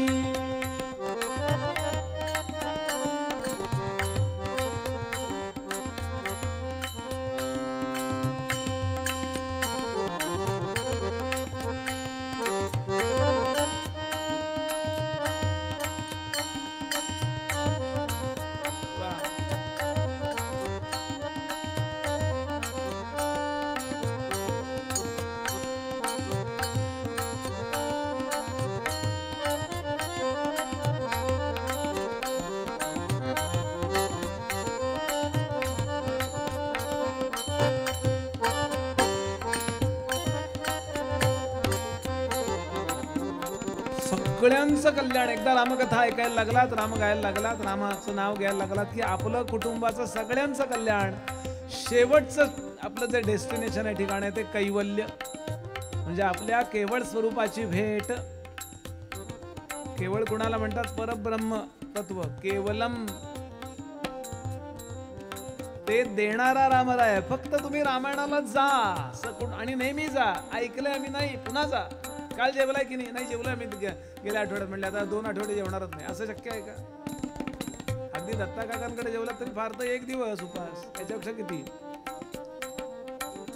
आग्रह खूप करतात ते. म्हणून समर्थाने हे उदाहरण, जेवणाचं उदाहरण दिलंय बरं कथेला. तेच आपण अन्न सेवन करतो, मग कथा त्याच का चालत नाहीत म्हणले. सेविलेच सेवावे अन्न, घेतलेच घ्यावे जीवन पाणी, तैसे श्रवण मनन केलेची करावे. कुटुंबाला सवय लावून ठेवा की कुणाची कथा ऐकू. कीर्तनकार ॲज अ पोस्टमन आहे हो, पुन्हा पुन्हा मी हे बोलतोय. तो कीर्तनकार प्रवचनकार ॲज अ पोस्टमन आलाय आपल्यामध्ये, पत्र आपल्या इथे पत्र टाकायला. कुणाचंही असेल तरी सुद्धा आम्ही प्रवचन कीर्तन ऐकायला जाऊ, शांत ऐकू, बसू, ओळखही करून घेऊ नका. फार ओळख झाली की काय होतं माहिती का? ममत्व निर्माण झालं की अतिपरिचयात अवज्ञा होते. सगळ्यांचा परिणाम होतो, फक्त त्याचाच परिणाम होत नाही. कारण ते आले की आमच्याचकडे असतात नेहमी कंसात पडून, मग त्याच्यात अडकतो आपण. मग किंचित प्रेमळ धाक राहायला पाहिजे, तो राहत नाही हो. म्हणून ऐका, एकदा रामकथेमध्ये तुम्ही गेलात की राम कैवल्याचा दानी, राम कैवल्याचा दानी, रामदासा अभिमानी. आपला अभिमान धारण करतो. कथेला जाऊन बसलात तुम्ही, प्रेम करायला लागलात, कुठल्याही निमित्तानं त्याच्यावरती प्रेम करायला लागलात की प्रभूंना वाटतं हा माझा आहे. तुम्ही उद्या प्रवाहात असाल, कुठे असाल, तर त्याचं लक्ष असेल तुमच्याकडे, का हा माझा आहे, असा परमात्मा आहे. रामदासा अभिमानी, राम जीवेचा विसावा, राम जीवेचा विसावा, राम जीवेचा विसावा. आणि म्हणून प्रपत्ती, काहीही आपल्याजवळ ज्ञानाची योग्यता नाही, कर्माची योग्यता नाही, भक्तीची योग्यता नाही, तरी सुद्धा रामचरित्र ऐका. तुलसीदास म्हणाले, इथला वक्ता सामान्य असा मी आहे. ते सामान्य नव्हेत बरं, फार महान आहेत, तरी ते सामान्यता घेतात. पण संत आहेत ना ते. अशा 4 दृष्टिकोनातून आपण कथा ऐकू शकता. मी थोडा विचार करत होतो, तुलसीदासांनी एवढे घाट केलेत, काही वेळा कुंभमेळ्यात गर्दी वाढली तर अजून घाट वाढवतो की नाही सरकार. नीतीच्या दृष्टीनं रामकथा ऐका, राजकारणाच्या दृष्टीनं रामकथा ऐका. वाटताना राम आपल्याला सरळ वाटतात, पण वालीला आडून बाण का मारला हो? सरळ आहे एवढा काम, झाडाच्या आडून. राम बोलत नाहीत, पण राम सुद्धा कृष्णांसारखी नीती अवलंबतात वेळ आली की. त्याचं त्यावेळेला कारण पाहू आपण. वालींनी प्रश्न विचारलाय, त्याचं उत्तर जे रामाने दिलंय ते ऐकून वालीचं समाधान झालेलं आहे. म्हणून राजकारण या दृष्टीने सुद्धा रामकथा आहे का. माझे गुरुजी नेहमी सांगतात, रामायण हा राजकारणाचा ग्रंथ आहे. फक्त ज्ञानदृष्टीनं ऐका असं नाही, फक्त भक्ती दृष्टीनं नव्हे. रामायण नीट अभ्यासा, श्लोक टू श्लोक अभ्यास. आपण श्लोक आणि श्लोक ह्या मोठ्या मोठ्या राज्यकर्त्यांचा तो अभ्यास होता. छत्रपती शिवाजी महाराजांचा रामायण महाभारताचा सखोल अभ्यास आहे. कधी कसं वागावं, आसन द्वैध फितुरी 6 षड्विधम राजलक्षणम सांगितली. 6 प्रकारची राजतंत्र आहेत, ही सगळी रामांकडे आहेत. कधी कुठल्या गोष्टीचा वापर करावा हे रामराय न बोलता. आपण केव्हा तरी भरत भेट वाचा, वाल्मिकी रामायणातली. भरत आल्यावर रडण्या बिडण्याचे कार्यक्रम वेगळे झालेत. भरताला पहिला प्रश्न विचारलाय रामानी, तुझं गुप्तहेर मंडळ योग्य आहे ना. पहिला प्रश्न. राज्य नीट चाललंय ना. कारण भाविकता आणि भावुकता जी असते ना ती एकाच दर्जा असतो. शेवटी रोजचा प्रपंच प्रत्येकाला रेटावा लागतो, त्याकरता काही राजकारण करावं लागतं. आता जानेवारी महिना आलाय, तिळाचे लाडू करावे लागतात. मुलगा जाता येता ते ठेवल्याबरोबर खातो, त्या ताटात ठेवले की. काय पोट बिघडेल त्याचं एका प्रमाणापेक्षा जास्त खाल्ले तर. मग ती काय करते, आई पटकन डब्यात ठेवते आणि वरती कुठेतरी पडताळावर ठेवून देते डबा. आणि मुलगा विचारतो काय, नाही ते शेजारच्या काकूंचे होते, आपले नव्हते. हे राजकारणच आहे ना घरातलं. आजचा एखादा पत्रकार म्हणेल, आई खोटं बोलते, सत्यवादी असलो पाहिजे. अहो त्याचं पोट बिघडेल, सगळं सत्य तिकडं जाईल. आमचं एक बुवा आहे, ते हागरं सत्य म्हणतात त्याला. अहो राजकारणाविषयी चालणार नाही तुम्हाला. वाईट कुणाचं व्हावं असं नको डोक्यात, पण चांगलं काही कार्य करण्याकरता राजकारण करावं लागतं. क्वचित प्रसंगी खोटं बोलावं लागतं. याकरताही रामचरित्र आहे का. रामराय कुठे खोटे बोलले नाही, त्यांनी प्रसंगच येऊ दिला नाहीये. तो विषयच टाळलाय त्याने. ते सगळं त्यांनी राखून ठेवलं होतं पुढच्या अवताराकरता. कुणाशी खरं बोलले तेव्हा तुझ्याशी खोटं बोलायचं म्हणले. म्हणजे काय म्हणला ते राहू दे म्हणले, चल. ते कृष्णचरित्रात आहे सगळं. असो, म्हणून सगळ्या अर्थाने ही रामकथा आहे का. पण रामकथेला अंतःकरणामध्ये 3 कथांना अंतःकरणामध्ये स्थान द्या बरं का. मुख्य अशा भरपूर कथा आहेत, पण मुख्य रामायण कथा, महाभारत कथा आणि भागवत कथा. आपला भारतीय संस्कृतीचा महामंत्र कुठला आहे भागवत संप्रदायाचा? रामकृष्ण हरी. रामकृष्ण हरी म्हणजे राम म्हणजे रामायण, कृष्ण म्हणजे महाभारत आणि भागवत म्हणजे हरी. भागवतात कृष्णचरित्र नाही बरं, हरिचरित्र आलेलं आहे. कृष्णाचं हरिरूप म्हणजे लीला, हरी लीला करतो ना. पण राजकारण कसं खेळावं आपण कृष्णचरित्र ते महाभारतात आहे. आत्ताच आमचे उदयदादा आलेत देवगडहून, आत्ताच भागवत झालं 2 महिन्यापूर्वी. खूप खूप छान रिस्पॉन्स दिला देवगडकरांनी. पहिल्यांदाच गेलो होतो देवगडकडं. सज्जनगडावर इतके वर्ष राहिलो, पण देवगडला जायला इतका वर्ष पुढे नंतर लागली. मी पाहिलं नव्हतं, नाही तर मी सुरुवातीला वंदन करतो नेहमी. बोलायचा भाव असा, या 3 कथा सातत्याने आपण, खास करून मी तरुणांकरता सांगतो, या मुलांनी या कथा ऐका. टीव्ही वरती वगैरे पाहताना तुम्ही त्यामध्ये ड्रॅमॅटिकल पार्ट जास्त असतो आणि फिलॉसॉफी कमी असते. त्या तिकडून बाण आला आणि कॉम्प्युटरवर तिकडून बाण आला, अशा अशा अशा त्या वेव्हज हेच जास्त दाखवतात. प्रत्यक्षात स्ट्रॅटेजीज ज्या आहेत ना त्या आपल्याला ग्रंथामध्ये दिसतात. म्हणून कथा ऐका, कथा वाचा. ऐका म्हणजे तुम्हाला कुणाला बोलवणं शक्य नसलं, आपण मुळात महाभारत काढा, मुळात रामायण काढा, मुळातून वाचून काढा. वाच काय होतं, आपण मुळातून वाचण्या इतकी आपली बुद्धी तरल करत नाही, म्हणून आयोजन करावं लागतं. आयोजनाने परिणाम होतोच. आणि अशी ही कथा ऐका सांगायला आरंभ होतो. आणि आता कुशलव सांगतायत,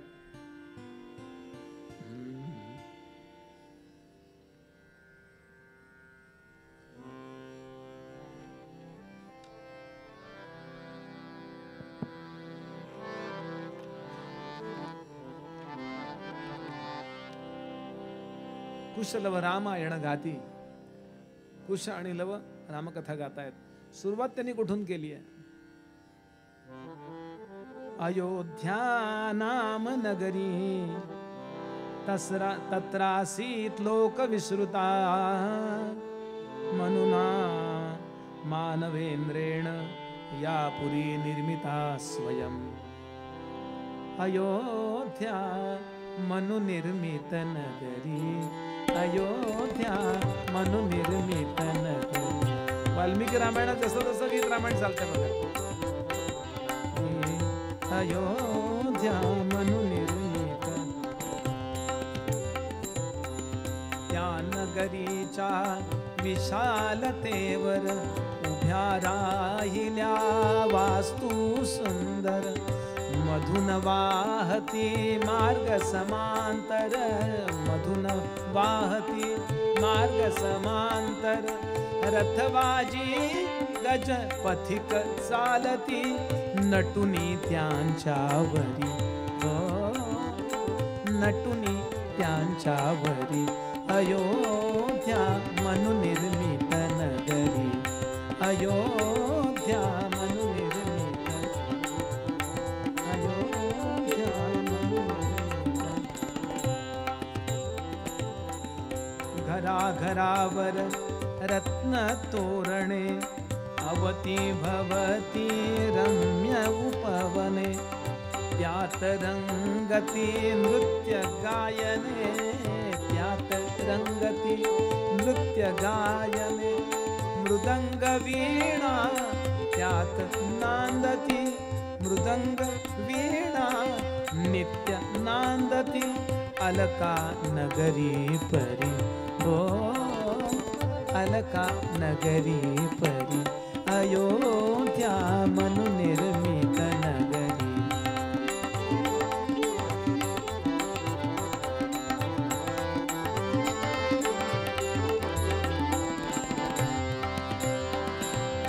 स्त्रिया पतिव्रता पुरुष ही धार्मिक.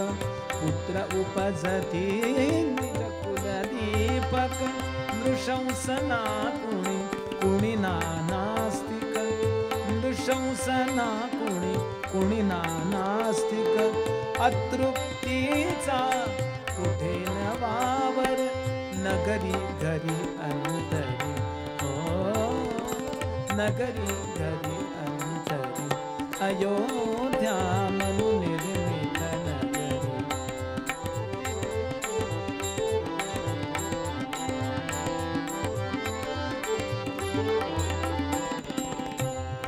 अयोध्येचं वर्णन सुरू झालं आणि वर्णन सुरू केल्यानंतर त्यांनी महत्वाच्या गोष्टी सांगायला आरंभ केला.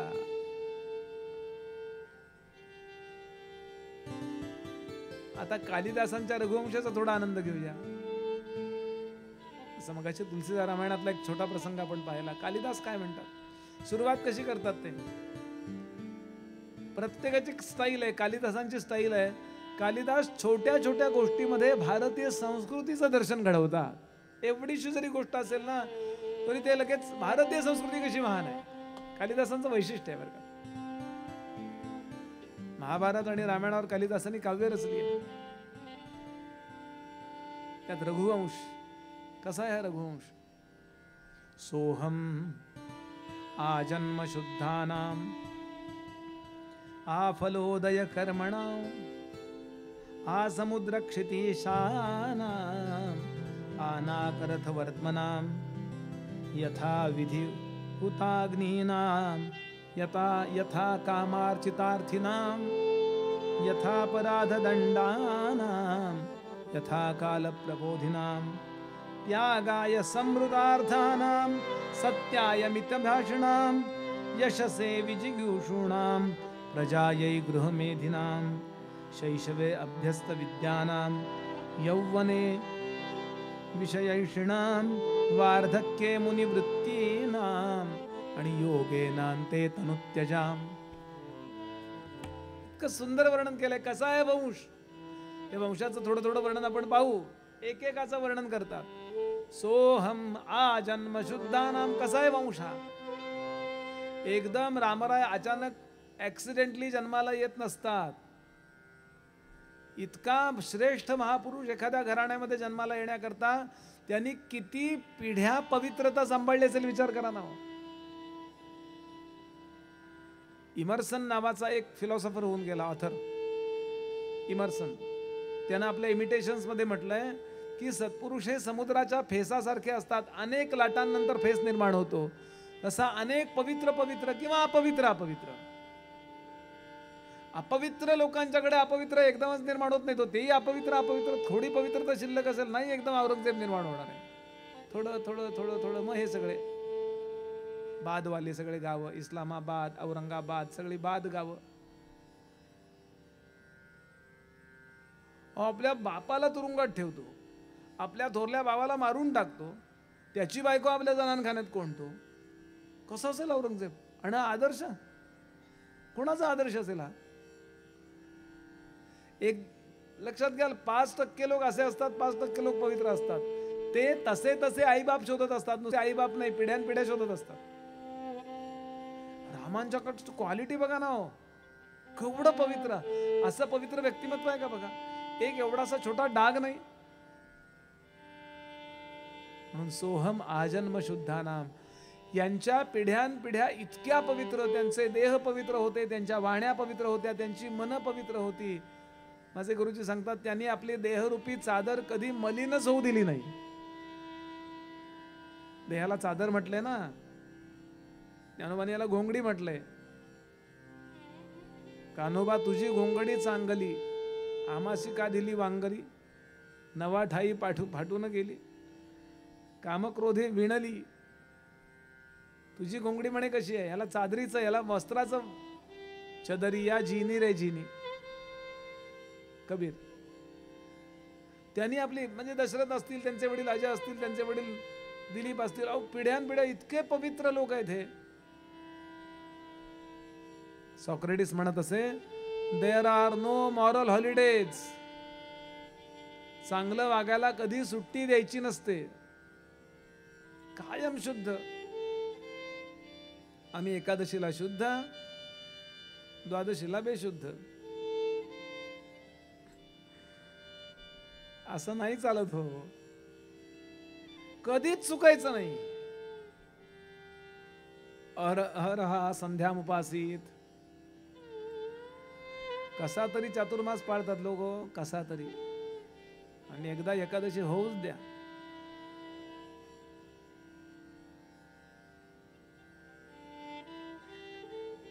आपल्याला भोजनाचा आनंद असतो आणि संतांना आनंदाचं भोजन असतं. मी का अपवित्र वागू? त्यांना वाटलंच नाही कधी. थोडस जरा चालतंय हो, बघा ना आपण एक एक काढून, एक एक चरित्र काढून बघा. घ्या कोणीतरी, काय हरिश्चंद्र घ्या, किती पवित्र. अहो स्वप्नात दिलेलं राज्यदान सत्यात खरं केलं त्यांनी. आता सत्यात बोललेले स्वप्नात त्यांना काय पडतं, स्वप्न कोण असतो. आले की नाही विश्वामित्र, सकाळी ते म्हणले तुमची वाट पाहतोय. मला ती कथा रंगवायची नाही, वेळ नाही येत आपल्याजवळ तेवढा. पण तुलसी यांनी, कालिदासाने रंगवली आहे आणि देऊन टाकलं. आणि ते म्हणले अरे दान नुसतं नसतं द्यायचं, दक्षिणा पण द्यायची असते. नुसता नारळ नाही देत आपण, त्याच्यावर एखादं पाकिट देतो किंवा एखादं धोतर असेल त्याच्यावर दक्षिणा पण पाहिजे. बरं दक्षिणा दानाला योग्य ते अशी पाहिजे. एवढ्या राज्याला दक्षिणा, ते म्हणले मला 11 करोड सुवर्ण मुद्रा दे. आता सगळं देऊन टाकलं होतं, आता परत त्यातलं थोडं काढून घेतो, असं नाही चालणार आहे. गुळाचा गणपती केला नैवेद्य, त्याचाच पाय थोडासा तुकडा काढला आणि त्याचा नाही, असं चालेल का?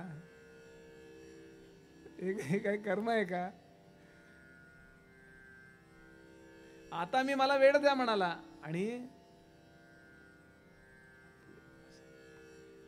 स्वतःला विकतो. तो रामांचा पूर्वज आहे बरं, पृथ्वीचा राजा आहे. स्वतःला आणि बायकोला काशीमध्ये विकलं त्यांनी. ओबळ्याची भांडी घासायला बायकोला विकत घेतलं एका ब्राह्मणाने. कर्तव्य कठोर समाज आहे त्यावेळेला. तुम्ही राजा असाल तुमच्या घरी, तुम्ही कॉमन मॅन आहात. नुसतं आप आप आप आप म्हणून निवडून यायचं आणि वाटेल तसे पैसे खायचे असं नाही. आणि विकली गेली ती राणी तारामती. अहिल्या, द्रौपदी, सीता आणि तारा, त्यात ही तारा बरं, वालीची नव्हे. आणि रोहित नावाचा मुलगा तिथे राहते, ती गोठ्यामध्ये तिला पोतं टाकून दिलंय, त्याच्यावर निजते. आणि राजाला विकत घेतला काशीच्या एका घाटावरच्या एका डोंबानी. डोंब म्हणजे प्रेत जाळण्याचं काम करणारा, त्याच्या मालकीचा घाट आहे. मणिकर्णिका घाट वगैरे घाट आहेत ना, आता हरिश्चंद्र घाट आहे तो, आता जो घाट आहे तो त्याच्या मालकीचा होता, कोण जो होता त्याचा. आणि त्याला असिस्टंट म्हणून याला विकत, तुला इतके पैसे दिले जातील, चालेल, सध्या सेव ठेवा, नंतर एकदमच द्या, मला अशी अशी दक्षिणा द्यायची आहे. काय अवस्था झाली असेल विचार करा. किती, ज्याला एथिक्स म्हणतो आपण, किती व्रतस्थ लोक होते. आणि असा तो हरिश्चंद्र एक दिवस पाहतो, एक बाई एका मुलाचं प्रेत घेऊन येते, संध्याकाळची वेळ आहे, अंधारात दिसला म्हणून ओरडला. तो कोण आहे?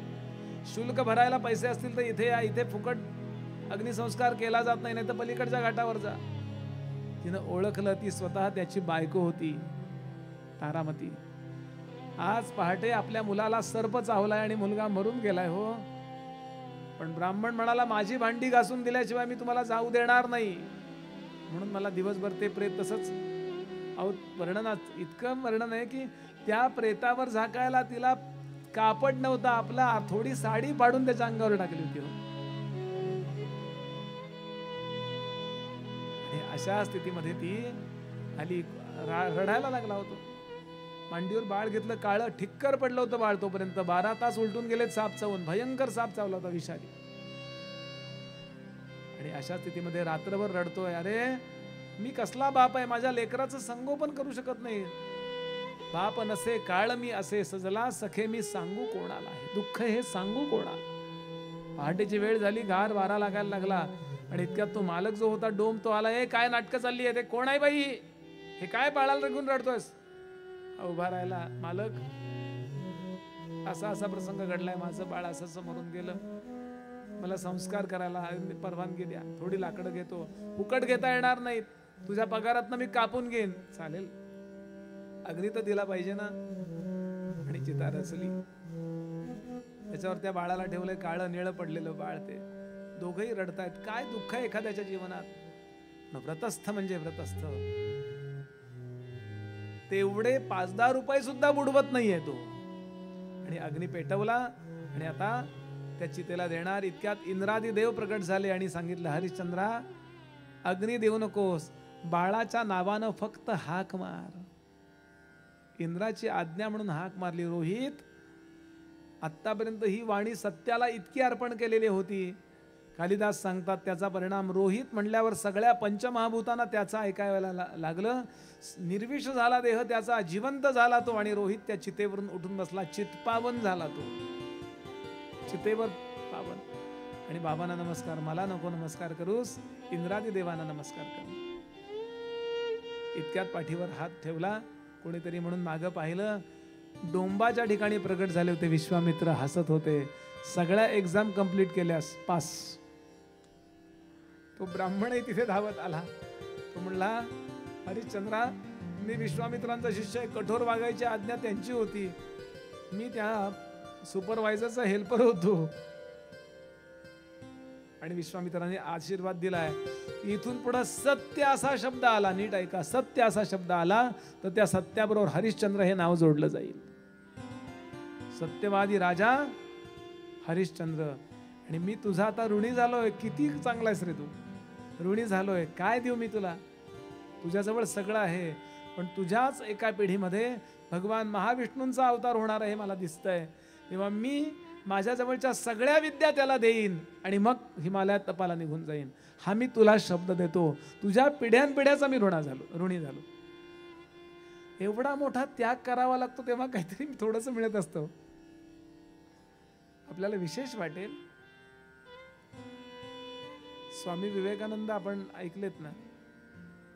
विवेकानंदांची सगळ्यात लाडकी कथा कुठली होती माहितीये का? ही कथा. स्वामीजी परदेशात गेले, अमेरिकेत 5.5 वर्ष प्रचार करत राहिले आपल्या हिंदू धर्माचा.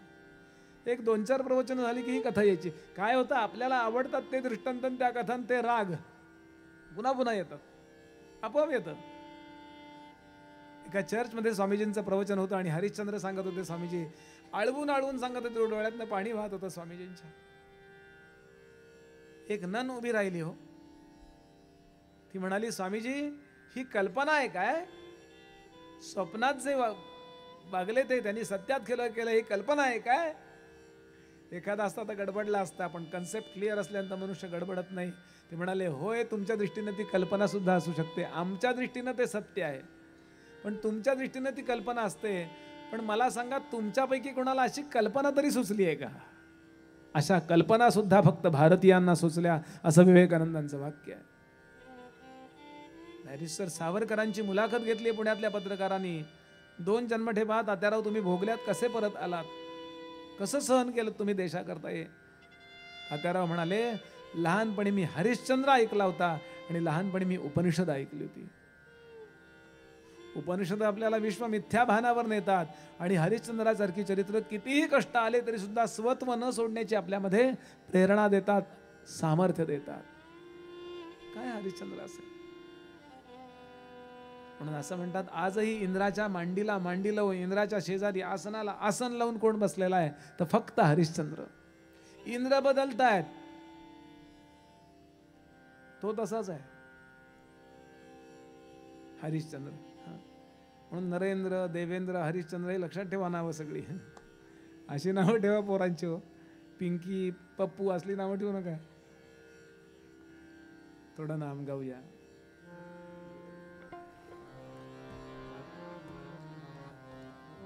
थोडं नाम गाऊ आणि पुढच्या चरित्राकडे जाऊ. रघुनंदन राघव राम हरे, रघुनंदन रघुनंदन राघव राम हरे. बोला रघुनंदन सीताराम हरे, सिया राम हरे.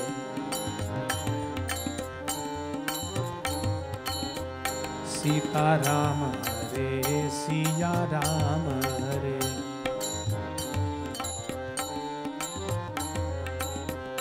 रघुनंदन राघव राम हरे, रघुनंदन रघुनंदन राघव राम हरे, रघुनंदन सीताराम हरे, सिया राम हरे.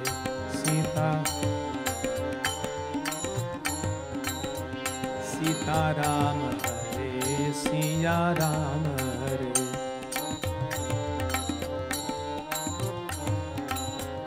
रघुनंदन राघव राम हरे, रघुनंदन राघव राम हरे, रघुनंदन सीताराम हरे, सिया राम हरे.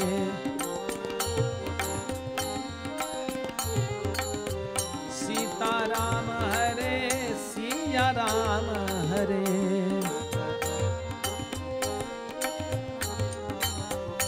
रघुनंदन राघव राम हरे, रघुनंदन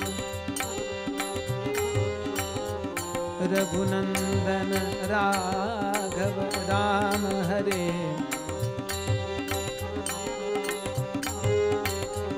सीताराम हरे, सिया राम हरे.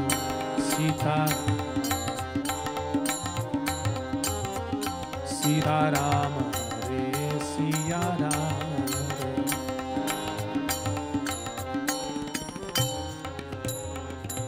श्री राम जय राम, जय जय राम. श्री राम जय राम, जय जय राम. श्री राम जय राम, जय जय राम. श्रोते हो, सोहम आजन्म शुद्धा नाम. हरिश्चंद्र घ्या, दिलीप घ्या, भगीरथ घ्या. प्रत्येकाने दिलीपाची गोभक्ती आहे. भगीरथासारखे महान राजे रामांचे पूर्वज गंगेला भारतात उतरवण्याकरता 3-3 पिढ्या खपलेत, तेव्हा गंगा भारतात उतरली आहे. मोठी कार्य करण्याकरता पिढ्यानपिढ्या खपाव्या लागतात. या दिलीपांचा मुलगा आहे दिलीपांचा मुलगा आहे रघुचा मुलगा अज. अहो त्या रघुचं काय चरित्र आहे. इतका दानशूर होता तो. परिणाम सगळ्याच्या सगळ्या वंशाला नाव काय पडलं. राम इतके मान आहेत पण रामवंश नाही म्हणत बरं. एक तर या वंशाला सूर्यवंश म्हणतात किंवा रघुवंश म्हणतात. महानता कशाने सिद्ध होते. महानता केवळ पराक्रमाने सिद्ध होत नाही. महानता आपलं जीवन चांगल्या कार्याकरता किती झिजलं. समर्थांनी वर्णन केलंय. देहे त्यागिता कीर्ती मागे उरावी, मना सज्जना हेची क्रिया धरावी, मना चंदनाचे परित्वाजी जावे, सज्जनानी व्हावे. जय जय.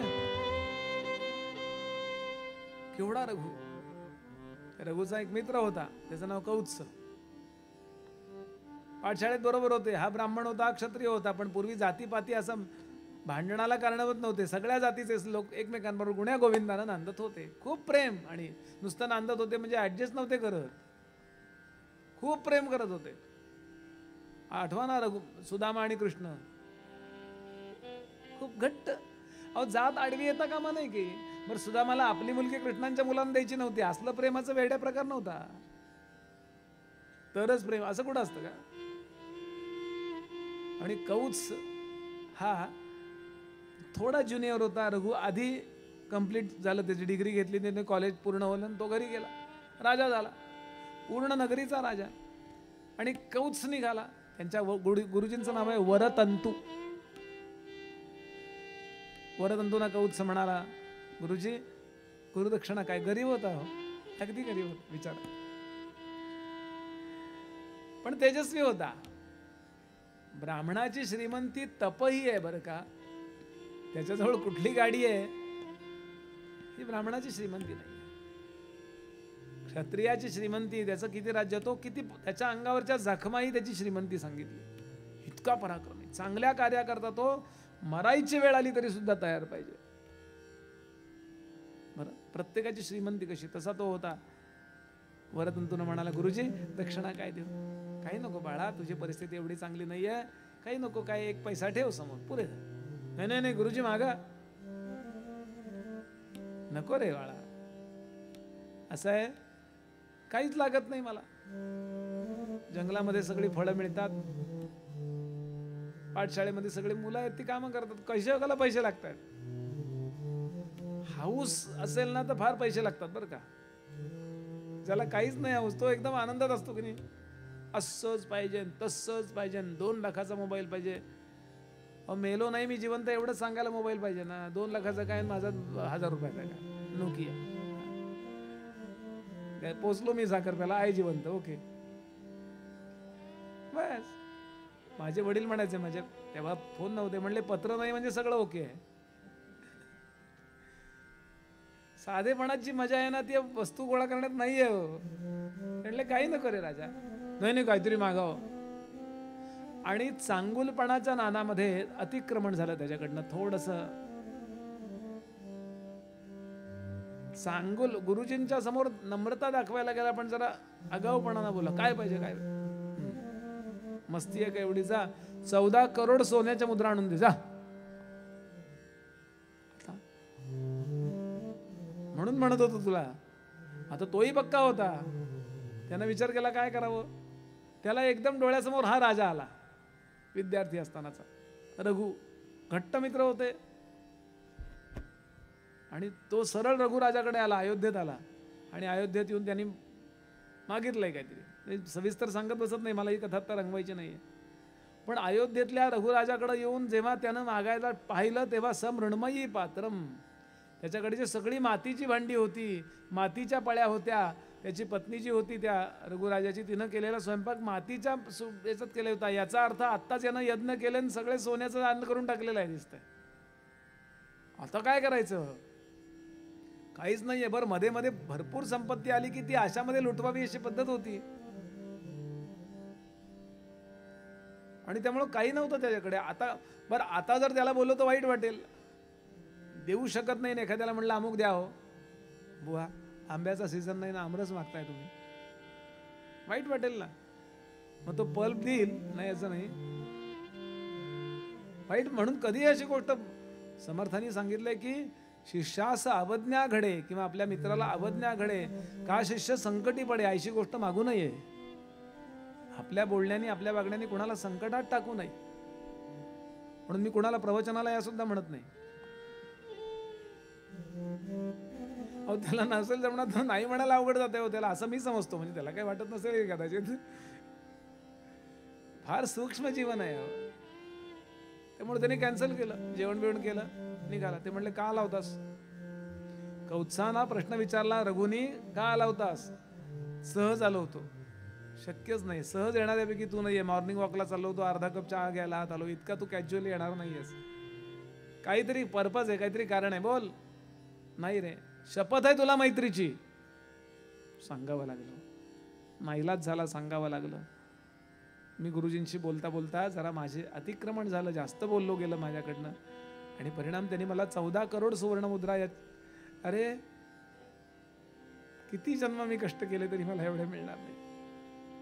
पण ब्राह्मणाला दान घ्यायचा अधिकार आहे. स्वतःच्या कार्याकरता नव्हे, सत्कार्याकरता ब्राह्मणाला दान मागायचाही अधिकार आहे आणि घेण्याचाही अधिकार.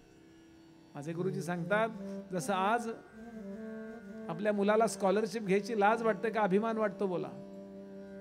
आमच्या मुलाला स्कॉलरशिप आहे हे सांगतो आपण, अभिमानानं सांगतो की नाही? तसं पूर्वी ब्राह्मणाला दक्षिणा घ्यायची लाज वाटत नसे, अभिमान वाटत असे. का? मी घेतोय म्हणून जगाचं चाललंय. ज्या दिवशी ब्राह्मण दक्षिणा नाकारेल त्या दिवशी जगाची पुण्याईची व्यवस्था बंद होणार आहे, लक्षात ठेवा. दृष्टिकोन बरोबर विरुद्ध ठेवा. बरोबर विरुद्ध दृष्टिकोन आहे आज. आपण देतो म्हणून चालतंय, नाही ते घेत आहेत म्हणून आपलं चाललंय.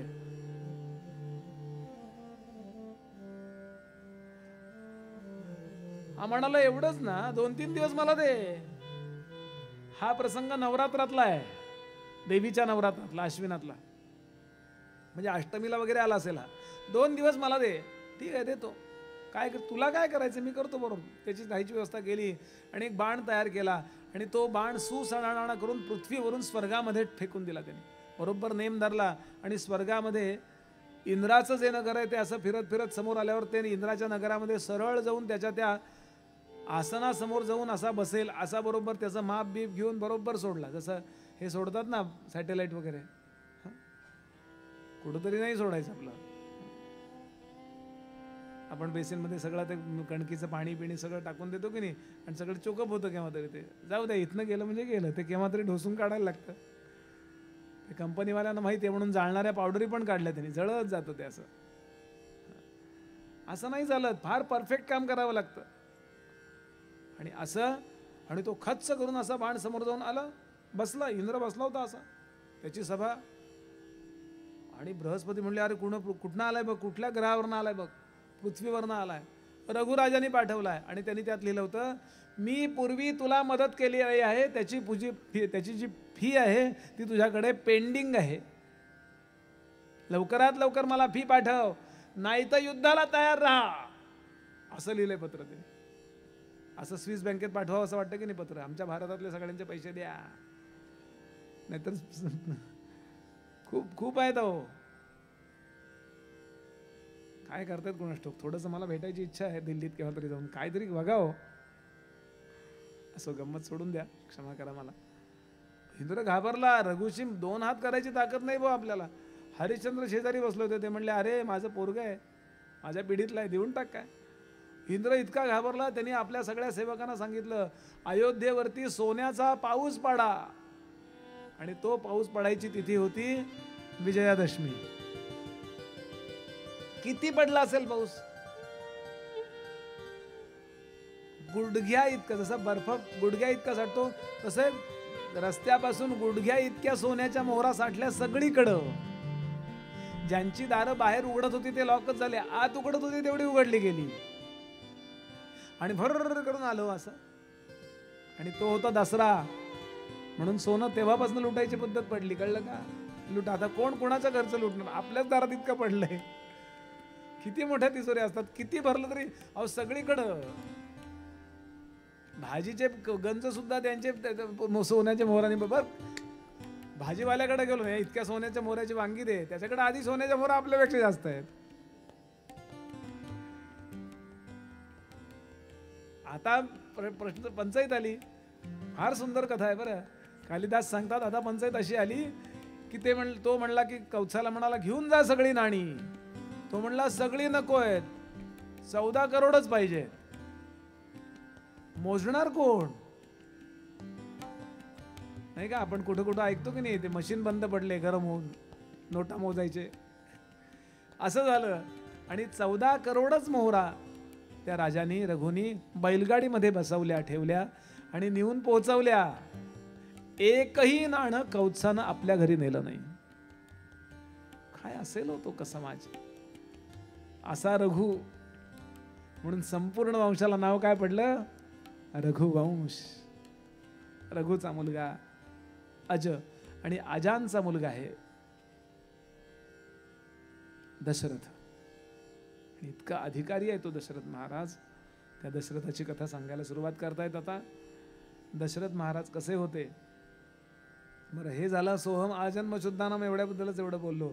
आफलोदय कर्मणाम पटकन बोलतो आणि दशरथ महाराजांची कथा सुरू करण्यापूर्वी चहा पिऊया. असं आनंददायी एक तरी वाक्य बोललं पाहिजे. फलोदय कर्मणाम म्हणजे सगळ्याच्या नीट ऐका बरं का तरुणांनी. आता हे सगळं करिअरिस्ट असणाऱ्या लोकांचं फळ मिळेपर्यंत कधी चर्चा नाही करत आणि तोपर्यंत अखंड कर्म करत राहतात. फलोदय कर्मणाम, फलोदय मिळेपर्यंत म्हणजे ते आपल्याला मिळवायचे ते मिळेपर्यंत अखंड कष्ट करीत राहतात. राहू दे आता नाही. आणि याला उदाहरण दिलंय त्यांनी. कुणाचं उदाहरण दिलंय? समुद्र मंथनाचं. तोपर्यंत देवता थांबल्या नाहीत जोपर्यंत अमृत बाहेर येत नाहीत. भर्तृहरीच्या नीतिशतकातला पहिला श्लोक, प्रारब्ध्यते न खलु विघ्न भन भयेन नीचैः.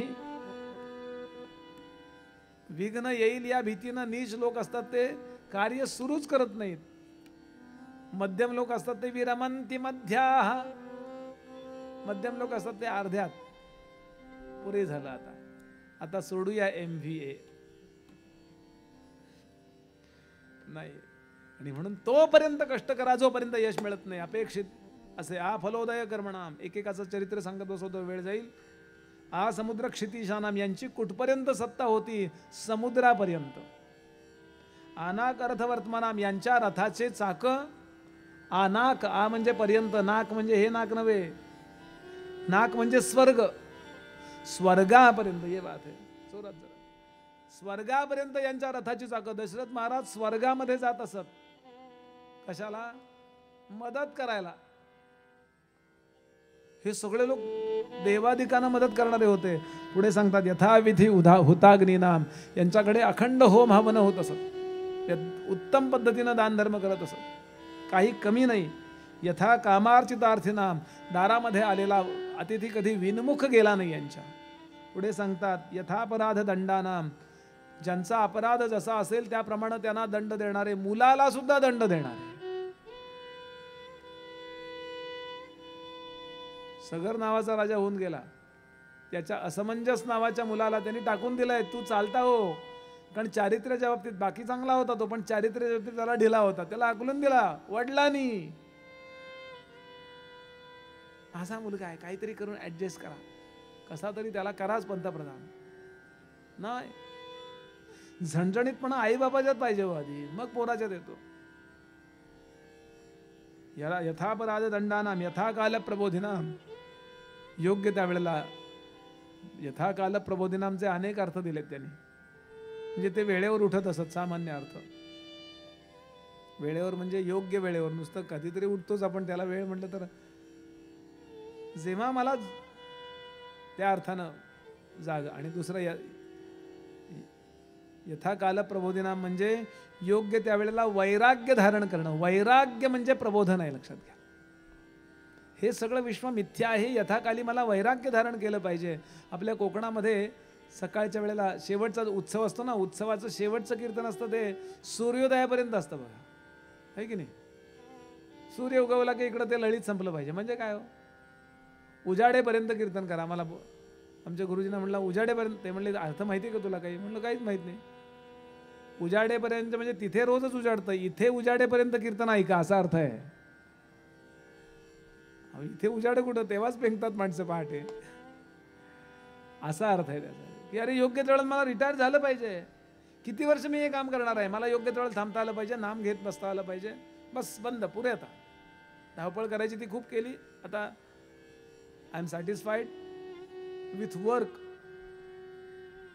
आणि इथून पुढचं जीवन मी म्हणून हे राजे लोक जंगलामध्ये निघून जात असत, सगळ्याच्या सगळं ते देऊन टाकून. आणि जाताना काही नेत नसत, गोळ्यांचे डबे, शेकायला उशी,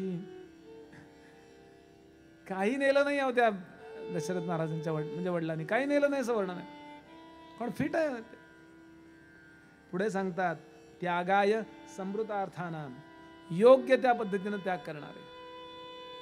पुढे सत्याय मितभाषणाम, खरं बोलतात पण मितभाष करतात. खरं बोलताना दुसऱ्याचं अंतःकरण दुखवलंच पाहिजे असा काही नियम नाही आहे. आम्ही ना खऱ्याचे पूजक आहोत, तुम्ही काळे कुटतात, अरे हे काही खरं नाही आहे बावळटा, असं नसतं काही. त्यांनी काय शब्द वापरले तो कालिदासाने, सत्याय मितभाषणाम. एखादी गोष्ट सांगताना सुद्धा अशी गोड व्यवस्थित समजावून सांगतात, वचने बोलावी करुणेची, असं नको वागू बरं. पुढे सांगतात यशसे विजिगीषूणाम, विजिगीषू मनोवृत्ती, दोन प्रकारच्या मनोवृत्ती आहेत, एक जिजिगीषू आणि एक विजिगीषू. जिजिगीषू मनोवृत्ती म्हणजे काही करून मी जगेन, मला जगायचं, इकडून नळ्या इकडून नळ्या इकडून नळ्या, डॉक्टर मला जगवा का, रविवारची सिरियल बघायला, तू मेल्यासारखाच आहे म्हणले. एक जिजिगीषू मनोवृत्ती असते, म्हणजे मी जिंकेन, जिंकण्याची मनोवृत्ती असणार आहे. यशाचे विजिगीषूणाम, विजयच मिळवून थांबेन. एक एक चरित्र बघा आपण, काय आहे तो हे लोक. आज विजिगीषू आणि जिजिगीषू मध्ये काय झालंय बघा, हे ऐकलं पाहिजे याकरता हो. पुढे सांगतात प्रजायै गृहे मेधिनाम, घरवात कशाला म्हणतात ते, लग्न कार्य कशाला करतात, चांगल्या प्रकारची प्रजा निर्माण करून उत्तमात उत्तम जगाला आम्ही नागरिक देऊ यासाठी. पुढे सांगतात शैशवे अभ्यस्त विद्यानाम, लहानपणी ते छान अभ्यास करतात, अभ्यासामध्ये कॉन्सन्ट्रेशन करतात बरं का रे. लहानपणी मला शिकायचं म्हणजे मी मोठा होईन ना. पुढे यौवने विषयैषिणाम, यौवनामध्ये विचित्र प्रकारचं विकृत वैराग्य धारण करत नाहीत, एन्जॉय करायचंय. परमेश्वरानी निर्माण केलेले विषय परमेश्वरानी निर्माण केलेले असल्यामुळं त्याचा योग्य उपभोग घेणं हे परमेश्वराचीच सेवा आहे. विकृत वैराग्याची कल्पना आपल्याकडे बुद्धावतारानंतर आलेली आहे बरं का, बुद्ध काही म्हणाले नाही, पण त्यांच्या अनुयायी लोकांनी, माझे गुरुजी सांगायचे, तरुणांना, तरुण मुलांना, तरुण मुलींना संन्यास द्यायला सुरुवात केली होती आणि म्हणे विकृत वैराग्य कधी आलं लक्षात घ्याल. तरुण मुलांना संन्यास, तरुण मुलींना संन्यास, त्यामुळे त्यांना मुलं झाली ती संन्यासी झाली म्हणे. फार महत्वाचा मुद्दा आहे हो. तुम्हाला पुन्हा पोह्याचं उदाहरण देतो मी, कुठलं तरी पेक्षा पोहे आपले परवडतात. खायचेत ना पोहे आपल्याला, नीट ऐका म्हणजे आपल्याला लक्षात येईल मुद्दा. खायचेत ना पोहे, मग डेकोरेटिव्ह करून खा ना, अट्रॅक्टिव्ह करून खा ना, गरम गरम खा. सकाळी करून ठेवले 6ला पोहे, संध्याकाळी गरम गरम खा. ऐन वेळेला फोडणी द्या, तेल योग्य वापरा. किती ते फोडणी, आधी फोडणी देताना घाई करू नका. तेल तापायच्या आधीच व्हॉट्सअप बघत बघत ते असं टाकतात होते. मग कडू लागते ती मोहरी, मग ती अशी बाजूला काढायला, कडू लागतो की नाही मोहरीचा तो घास सांगा. छान लिंबाची फोड रसरशीत ठेवा. चांगले पोहे झाल्यावर खोबरं, कोथिंबीर, ते खोबरं नीट व्यवस्थित फ्रीजमध्ये एकदाच करून ठेवू नका, रोज चांगलं खाऊ ना. कशाला आळशीपणा करता, एकदा फ्रीजमध्ये ठेवलं की असं तोडून वाढायला लागतं खोबरं. कोथिंबीर बारीक चिरा, आधी स्वच्छ धुवा, बारीक चिरा. बारीक चिरलेली तर अहो गुंतावळ त्याच्या सकट वाढतात कोथिंबीर.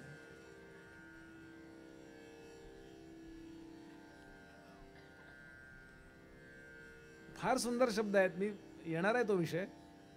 कसे होते अयोध्येतले लोक, अतृप्तीचा कुठे न वावर नगरी घरी अंतरी. रामजन्म आणि कृष्णजन्म या दोघांचं वर्णन करताना रामचरित मानसामध्ये तुलसीदासांनी म्हटलंय, कृष्णजन्म जेव्हा झाला ना तेव्हा गोकुळातले लोक तयार झाले आणि गेले. छान तयार झाले, छान कपडे घातले आणि गेले. अयोध्येतले लोक म्हणले उठले आणि गेले म्हणे रामजन्माला. का? ते तयारच असायचे. ना मुकुटी, एकही मनुष्य असा नव्हता ज्याच्या डोक्यावर सोन्याचा मुकुट नव्हता, इतके श्रीमंत. बरं उद्या सोडायचंय की त्याची तयारी. धर्मी आणि उचित पद्धतीने विषयांचे उपभोग घेतले असतील तर परिणाम वैराग्य आपोआप येतं. म्हणून धर्माविरुद्धो भूतेषु कामोस्मी भरतर्षभ. जरा बुद्धी दुरुस्त करून घ्यायला लागेल. माणसं तरुणपणी इतके उपास, ती मुलगी मिळावी, तो मुलगा मिळावा, आणखी नोकरी मिळावी, इतके उपास करतात. आणि मग म्हातारी झाली की लाडू, शुगर थोडासा मला. अरे मेल्या, तू तरुणपणी का खाल्लं नाहीस? आता का होतंय असं? आणि म्हणून त्याने सांगितलं, यौवने वैशेषणाम वार्धक्ये मुनिवृत्तीनाम. वृद्धत्वाकडे झुकले की मौन धारण करतात. मननात मुनी मनन करतात, कशातही अडकत नाहीत. आणि पुढे योगे नांते तनुत्यजाम. योगाच्या साह्यानं तनू टाकतात, शरीर टाकतात. आता शरीर टाकतो बरं, टाकलं काय, हातपाय झाडून तडफडून अहो काय झालं, काय करू, वा वा के म्हणे वासुदेव केशव म्हणताय का नाही? म्हणे वासुरू केरसुणी खाते आहे ना ते. म्हणे थोरला मुलगा कुठे आहे? हा काय म्हणे समोर आहे. आपण ऐकलेलं आहे की हरिदासी मुद्दा आहे हा मुलगा कुठे आहे, मुली कुठे आहे, जावई कुठे आहे, दुकानात कोण आहे म्हणे, सगळे इथे आहे. तर